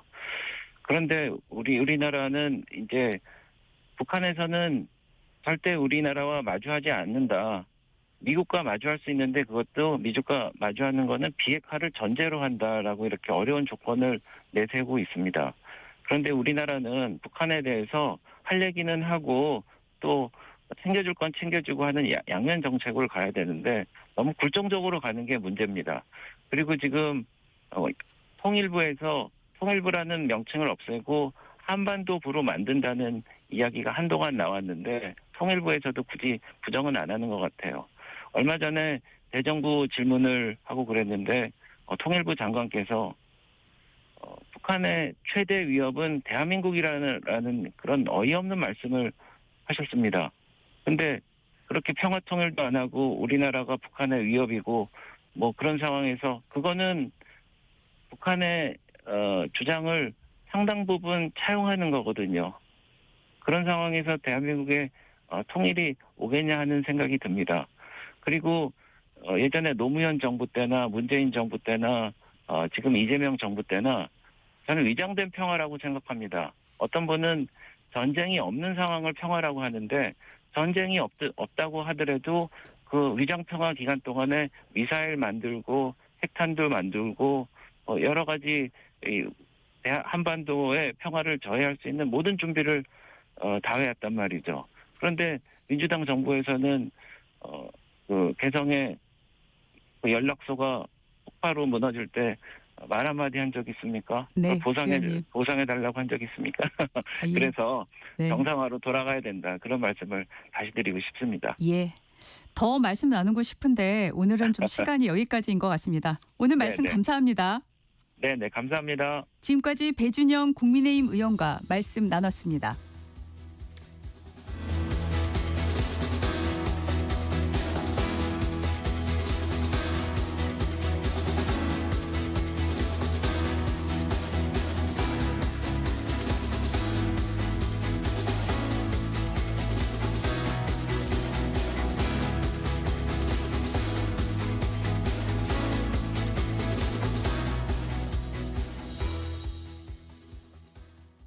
잠시 후 8시 반부터 일부 지역국에서는 해당 지역 방송을 보내드립니다. 워렌 버핏은 가치 투자, 필립 피셔는 성장주 투자, 피터 린치는 장기 투자. 방법은 달라도 목표는 하나. 성기영의 경제쇼가 성공의 길로 안내합니다. 깊이 있게, 명쾌하게, 지금 이 시대 경제에 관한 모든 것을 알려드립니다. 평일 오후 4시 5분 성기영의 경제쇼와 함께하십시오.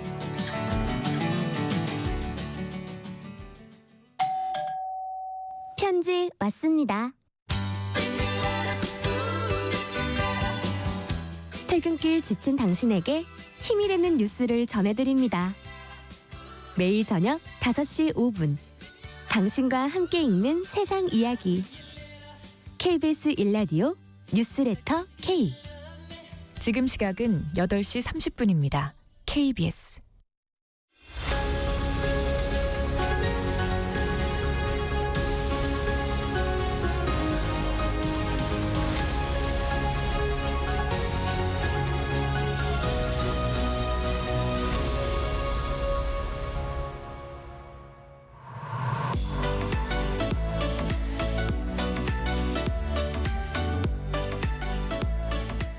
놓치지 말아야 할 글로벌 소식.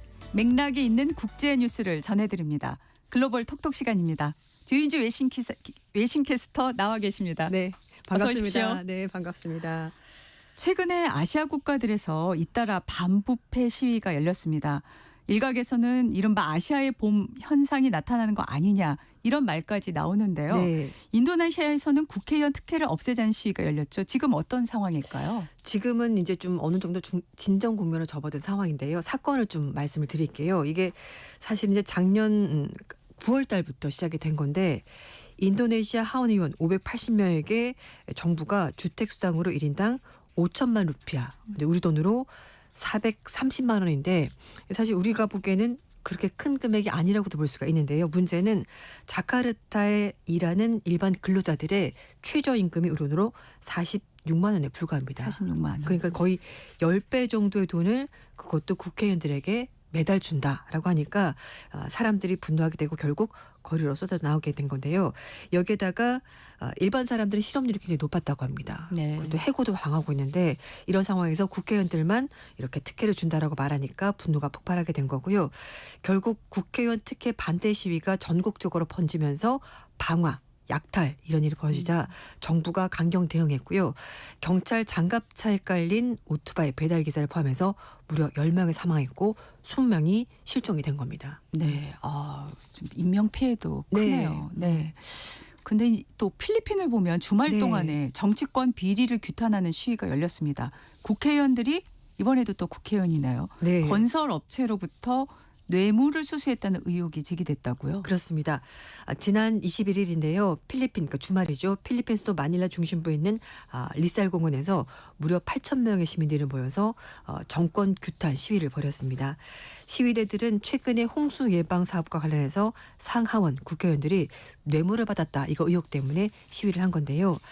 태풍 등 영향으로 홍수 피해가 잦은 필리핀에서 지난 3년 동안 9,800건의 홍수 예방 사업이 있었고요. 여기에 필리핀 돈으로 5,450억 필리핀 페소, 우리 돈으로 13조 원이 넘는 막대한 자금이 투입이 되는데 그 과정에서 이 사업과 관련해서 국회의원들이 뇌물을 받다는 사실이 드러나게 된 겁니다.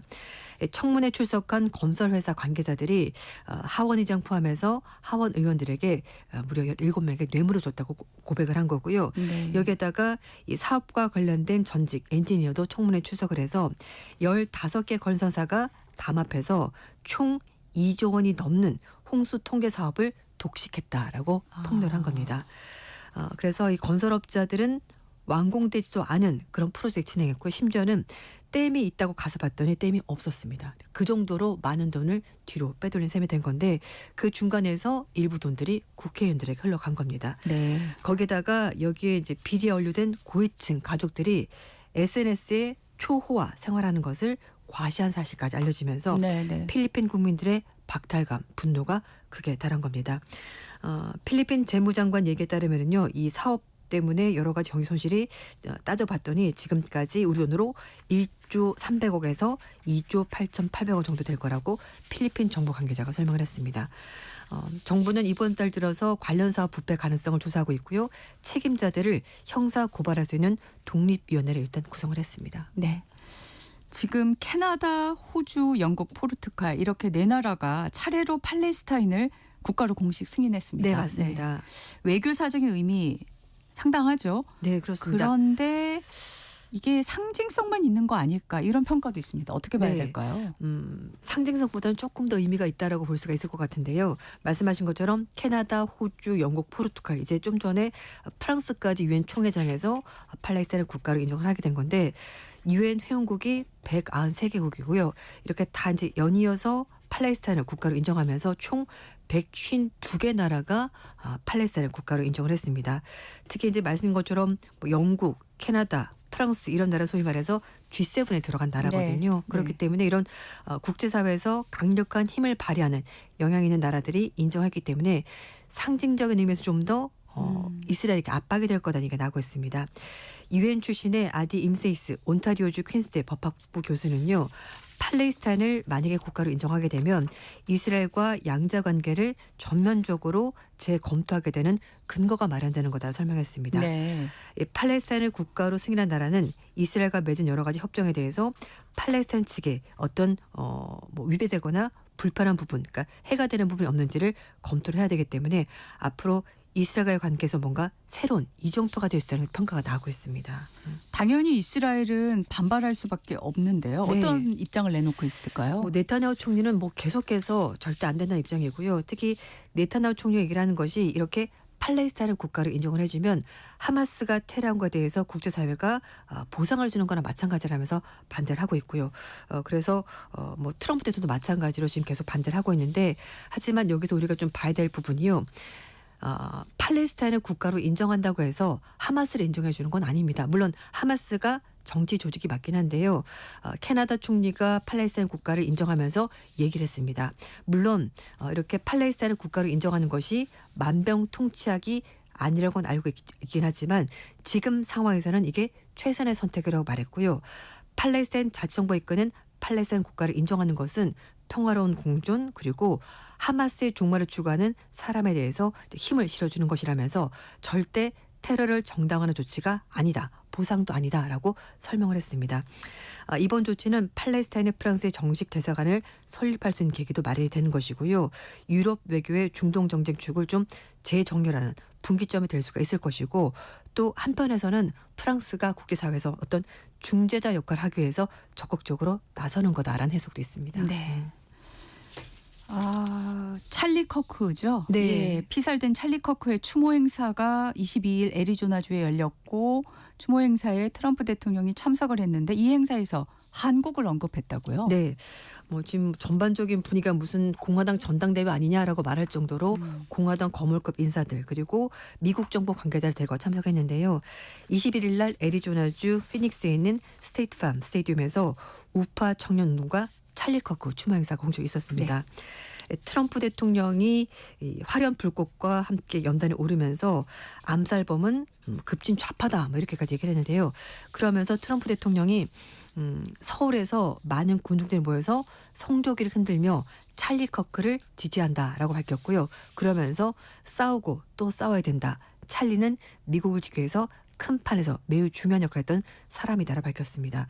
그러니까 이 얘기인즉슨 좀 보수 진영들을 집결하는 기폭제로 찰리 커크의 죽음을 좀 이용하는 것 아니냐라는 그런 민주당 쪽의 비판도 나오고 있는데요. 트럼프는 찰리 커크를 미국자의 순교자 이렇게 말하면서 미국이 가장 위대한 나라로 도듬하는데 커크의 도움이 굉장히 컸다라고 밝혔습니다. 추모식에는 대통령뿐만 아니라 뭐 제이디 벤스 부통령, 마크 루비오 국무장관, 피터 헤그세스 국방장관 등 주요 인사들이 다 참석했는데요. 찰리 커크는 미국의 보수 청년단체 터닝포인트 USA를 창립한 사람이고요. 트럼프의 측근으로 알려져 있고 대학도 진학하지 않고 이 단체를 세워가지고 보수층을 집결하는 데 굉장히 큰 역할을 했었고요. 특히 대학 캠퍼스를 다니면서 보수적인 가치를 가지고 있는 학생들을 결집시키고 또 그 가치를 확산하는 데 굉장히 중요한 역할을 하면서 백악관과 인연 맺으면서 트럼프 대통령과도 굉장히 가까운 사람인데요. 문제는 젊은 보수층의 아이콘으로 떠오르긴 했습니다만 평소에 성차별적이고 인종차별적인 급진적인 발언에서 좀 여러 차례 문제가 됐었습니다. 네. 이번 행사에는 또 일론 머스크도 왔다면서요. 네, 맞습니다. 정말 의외의 장면이 연출이 됐는데요. 사실 두 사람이 다시는 보지 않을 것처럼 싸우지 않았습니까? 근데 네. 3개월 만에 처음으로 만났습니다. 역시 찰리 커크 장례식에서 만난 건데요. 대통령 전용 그 방탄유리가 되어 있는 그 좌석에서 두 사람이 나란히 앉아 있는 모습이 매체에 포착이 된 건데요.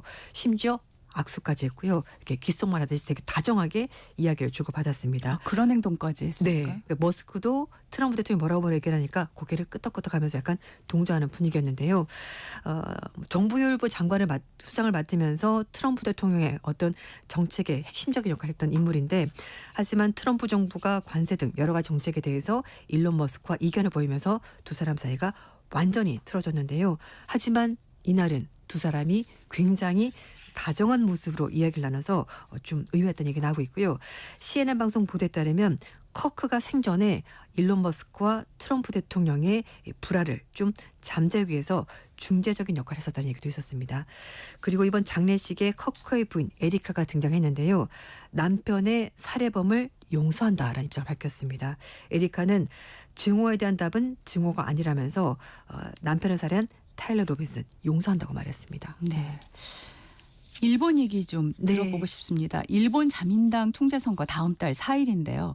5파전이라고 하지만 사실상은 양강 구도다. 네, 맞습니다. 네. 지금 지지율이 가장 많이 나오는 사람이 다카이치 그리고 이제 고이즈미 두 사람인데요. 이제 12일간 유세 기간 끝나고 나서 다음 달 4일에 선거가 치러집니다. 뭐 많은 분들 다 아시겠습니다만 내각제이기 때문에 집권 자민당 총재가 이제 총리가 되는 건데요. NHK 방송 보도에 따르면 이번 선거에서 다카이치 사나이 전 경제안보상 그리고 고이즈미 신지로 농림수산상에서 이제 총 5명이 나오긴 하는데요. 이 앞에 말씀드렸던 두 사람이 가장 강력한 승리가 될 거다라는 얘기를 하고 있습니다. 아사히 신문이 20일부터 21일까지 유권자 1,176명을 대상으로 전화로 물어봤습니다. 다카이치 의원을 지지하는 사람이 28%로 가장 많았고요. 고이즈미 의원은 24%로 2위 이렇게 나왔습니다. 뭐 하야시 관방장관 이렇게 해서 이제 5명 있긴 한데 나머지 후보들은 10% 미만이어서 좀 당선의 가능성이 좀 상당히 낮은 편으로 보이는데요. 다카이치 의원은 총선 10번에 성공한 중진 의원이고요. 만약에 당선이 된다면은 일본 최초로 여성 총리가 탄생하게 되는 겁니다.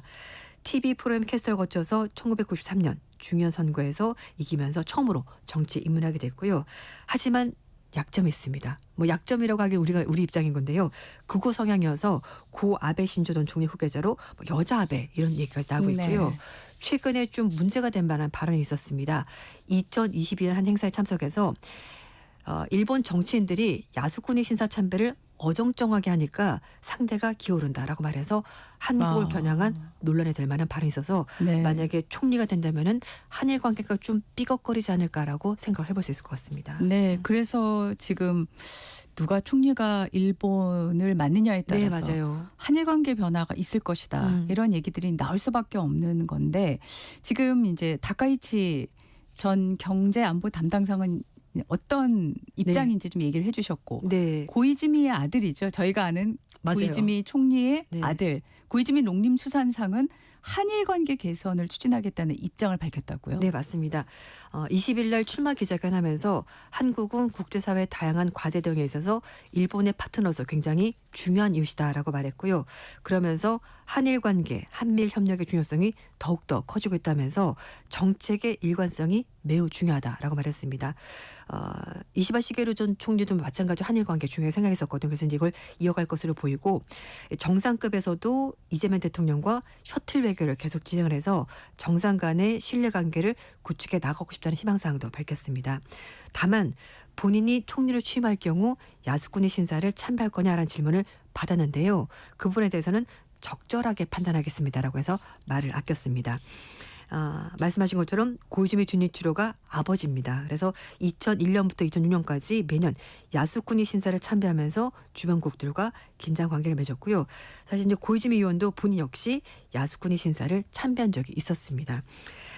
고이즈미는 일단 그 아버지가 총리니까 그 후광도 당연히 있고요. 그리고 어쨌든 중의원으로 6번 의원을 했었고 올해 44살이어서 상대적으로 젊다라는 이미지를 가지고 있고 또 개혁적인 이미지, 또 아버지 유산을 물려받아서 인지도가 높고요. 뭐 일명 자민당의 프린스, 정치계 아이돌 이런 별칭을 가지고 있습니다. 대학 졸업하고 나서 미국에서 싱크탱크에서 연구를 일했었고요. 처음에는 아버지 비서관으로 일을 하다가 정계에 입문하게 됐고요. 38살 젊은 나이에 환경대신을 처음으로 입각하면서 이제 좀 주목받게 된 인물입니다. 올해 일본 쌀값이 폭등을 한 소식이 있었는데 네, 맞습니다. 우리나라의 관광 온 일본인들이 한국 쌀을 사갔다는 뉴스까지 있었어요. 네. 그런데 주춤했던 일본 쌀 가격이 다시 오르고 있다고요? 그렇습니다. 지난 3주 연속 일본 쌀값이 계속 오르면서 5월 중순 기록했던 역대 최고치에 근접했다고 하는데요. 5kg 쌀 가격이 4,275엔 우론으로 4만 원. 4만 원. 네. 5kg이요? 네, 맞습니다.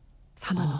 굉장히 비싸죠. 네. 근데 우리나라는 좀 이렇게 고급 쌀 그게 이제 10kg가 뭐 3만 원에서 4만 원 사이니까 거의 2배 정도 비싼 셈이 되는 건데요. 한 주 전보다 거의 3% 오르면서 지금 3주 연속 상승세를 보이고 있습니다. 이 쌀값이 왜 이렇게 다시 올랐냐라고 봤더니요. 일단 그 정부가 저가 비축미를 많이 풀었는데 이게 유통량이 점점 줄어들고 있고 네. 이제 가을이 다가오면서 햅쌀이 나오거든요. 예. 햅쌀은 상대적으로 묵은 쌀보다 가격이 비싸거든요. 그렇다 보니까 전반적으로 가격을 끌어올리는 현상이 벌어지고 있고 정부가 내놓은 비축미가 사실은 이제 마트로 많이 가기보다는 식당이나 요식업 이런 쪽으로 많이 유통이 되면서 네. 가격을 끌어내리는데 좀 어느 정도 한계가 있었고 거기에다가 햅쌀까지 나오자 쌀 가격이 다시 올라가고 있다고 합니다. 아, 네. 쌀을 주식으로 하는 우리로서도 네. 일본의 이런 쌀값 소식이 정말 관심을 가질 수밖에 네. 없는데요. 우리도 요즘 쌀값이 조금씩 올라간다고 해서 네. 좀 걱정되긴 합니다. 우리도 햅쌀이 나와서 그런 거 아닐까 싶기도 하고요. 네. 오늘 말씀 잘 들었습니다. 네, 감사합니다. 지금까지 조윤주 외신 캐스터였습니다. 지금 시간이 8시 46분입니다. 전격 시사 날씨 정보입니다. 낮과 밤의 길이가 같은 절기 추분인 오늘 전국이 대체로 흐리겠고요. 일교차가 크게 벌어지겠습니다. 지금 내륙 지역은 대부분 20도를 밑돌며 서늘하지만 낮에는 서울과 부산 27도, 광주와 제주 28도, 대구 25도 등으로 어제와 비슷하거나 조금 높을 전망입니다. 오늘 제주도는 오전부터 비가 내리기 시작하겠고 늦은 밤에는 남해안, 내일은 전국으로 확대되겠습니다. 수도권 등 중부지방 곳곳에는 강하고 많은 비가 내릴 전망이어서 주의하셔야겠고요. 비는 중북부지방은 목요일 오전에 그치겠지만 충청 이남지방은 목요일 밤까지 이어지는 곳이 있겠습니다. 현재 서울의 기온은 19.9도입니다. 날씨 정보 송소진입니다. 대한민국 중심 채널 KBS 1라디오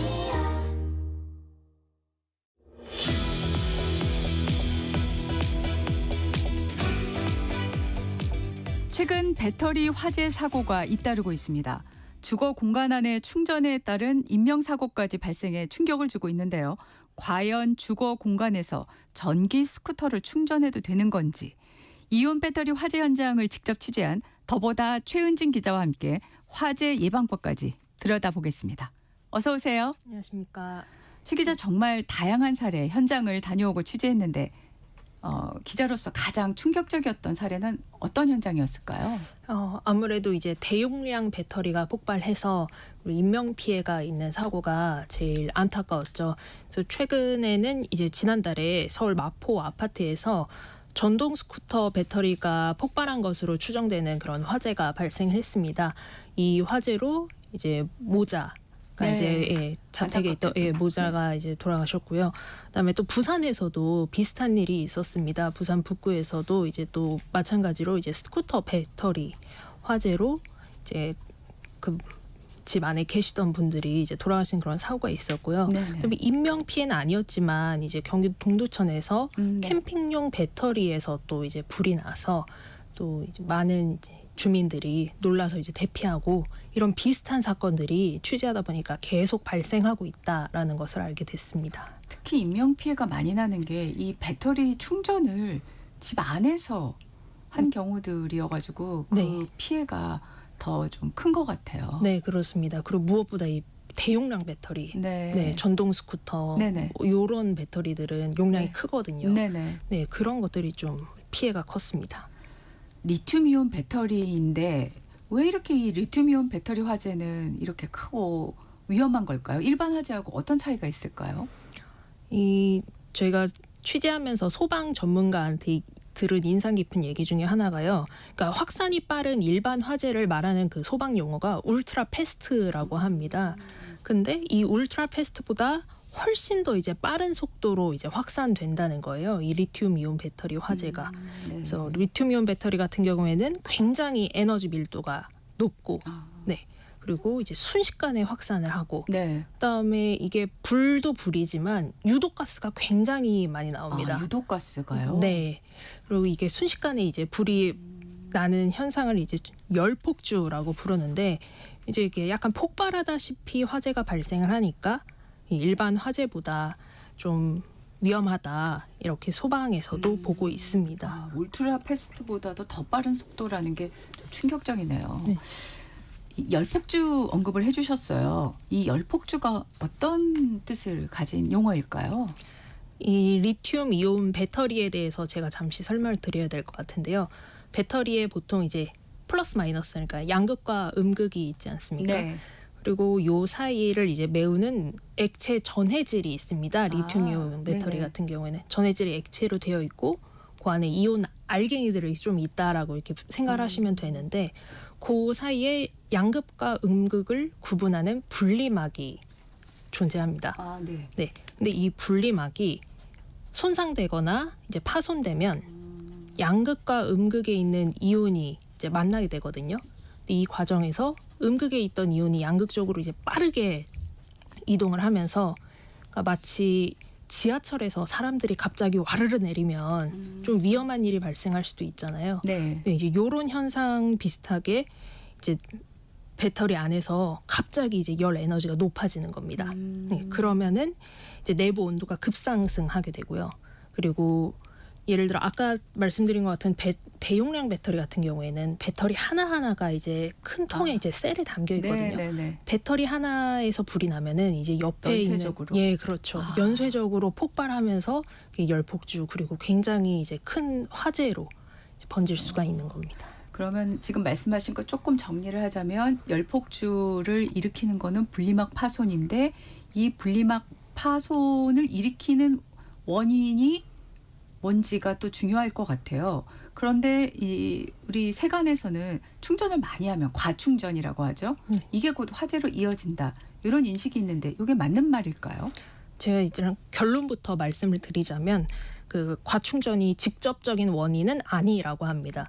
제가 이거 취재를 하면서 스태프들한테 개인적인 질문을 굉장히 많이 받았어요. 그럼 이거 핸드폰 배터리 충전하다 100% 되면 빼야 되는 거냐? 노트북 배터리 충전하다 100% 되면 빼야 되는 거냐? 네네. 이런 질문 굉장히 많이 받았거든요. 네. 그래서 저도 이제 이 부분들을 배터리 전문가 분들한테 다 여쭤봤는데 결론적으로 말하면 과충전 자체가 화재의 직접적인 원인은 아니라는 겁니다. 네. 근데 이제 다만 충전율이 높을수록 화재 위험성이 커지고 그리고 또 화재가 났을 때 이제 화재가 크게 난다는 거죠. 예, 그렇기 때문에 이제 배터리 충전을 뭐 너무 걱정할 필요는 없지만 그래도 이제 일정 수준 이하로 낮추는 것이 안전하다. 이렇게 얘기를 하고요. 그리고 또 과충전보다 또 더 위험한 게 고속 충전이라고 고속 충전이요? 네, 전류를 갑자기 한꺼번에 이제 흘려 보내는 거잖아요. 그래서 고속 충전기 같은 경우에 이제 만약에 정품 충전기가 아니라면 네, 전격보다 이제 갑자기 큰 용량의 이제 전류가 흐르면서 위험해질 수도 있다라고 얘기를 합니다. 최 기자 설명을 들어보니까 이게 과충전이 문제는 아닌데 문제는 이제 예를 들면 정품을 쓰지 않았을 때 또 문제가 될 수도 있는 거고 또 사실 분리막이 손상됐는지를 사용자가 알 수는 없잖아요. 네, 그렇죠. 그러니까 그런 조건 하에서 과속 충전을 하거나 과충전을 하거나 또는 초고속 충전을 하거나 했을 때 이런 현상, 열폭주 현상이 일어날 수 있다. 네. 이렇게 이해하면 될까요? 예, 맞습니다. 네. 이렇게 작은 보조 배터리라도 사람이 많은 곳에서 폭발을 하면 치명적인데 실제 어떤 상황이 가장 위험하다고 볼 수 있을까요? 최근에 올해 초에 이제 에어부산 기내 화재 다들 아마 기억하실 겁니다. 선반에 있는 보조 배터리가 화재가 나서 이제 그 이후로 이제 보조 배터리를 비닐팩에 넣어서 다니라든가 뭐 이런 규정이 나왔었잖아요. 네. 그것도 있었고 그다음에 지난달에 서울 지하철 4호선에서 또 보조 배터리에서 화재가 나서 승객들이 대피하는 일이 있었습니다. 사실 보조 배터리 화재 자체는요, 아까 말씀드린 대용량 배터리처럼 폭발력이나 뭐 화재 화형 같은 게 엄청 크진 않아요.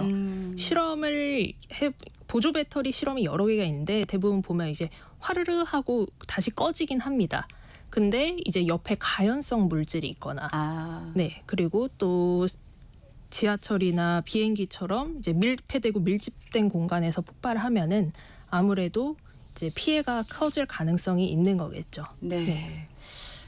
이 사이 보면 전동 킥보드도 많이 이용하시고 전기 오토바이도 많이 이용하시는데 이런 데서 화재가 많이 나요. 이런 킥보드나 오토바이 같은 것들이 주로 어떤 상황에서 화재가 발생할까요? 아까 분리막 손상이 이제 화재의 핵심 원인이라고 말씀을 드렸는데 전동 킥보드나 전기 오토바이 같은 경우에는 계속 다니면서 지속적으로 충격을 받잖아요. 네, 방지턱에 걸리기도 하고 네. 이제 험한 도로를 가기도 네네. 하고 그러면서 이제 외부 충격이 쉽게 노출되기 때문에 분리막 손상 가능성이 굉장히 높아집니다. 네, 그렇기 때문에 이제 화재가 난다라고 이제 소방에서는 분석을 하고 있습니다. 네. 예방법이 중요할 것 같은데 사용자 입장에서는요, 이용자 입장에서 어떤 거를 가장 신경을 써야 될까요? 우선 첫 번째로 그 전기 오토바이와 전기 스쿠터 같은 그런 제품들은 이제 배터리들은 실내에서 되도록이 충전하지 않는 거를 이제 전문가들은 권고를 하고 있습니다. 근데 사실 실내에서 충전하지 않기가 안 하기가 좀 어렵거든요. 그럼 최소한 현관이나 현관 가까운 방 같은 이제 대피로에서는 충전하지 마라. 대피로에서는. 예, 네. 왜냐하면 불이 나면 피해야 되니까요. 그리고 이제 정품 충전기 사용하고 그다음에 KC 인증을 받은 배터리를 사용하는 게 중요하다라고 전문가들은 얘기를 하고 있습니다. 이용자들이 많은 만큼 더 각별히 신경을 써야 될 것 같습니다. 오늘 말씀 여기까지 듣겠습니다. 고맙습니다. 감사합니다. 네, 지금까지 최은진 기자와 그 배터리, 리튬이온 배터리 위험에 대해서 이야기 나눠봤습니다. 9월 23일 화요일 전격 시사 오늘은 여기까지입니다. 저는 소현정이었고요. 내일 아침 7시 5분에 다시 돌아오겠습니다. 고맙습니다.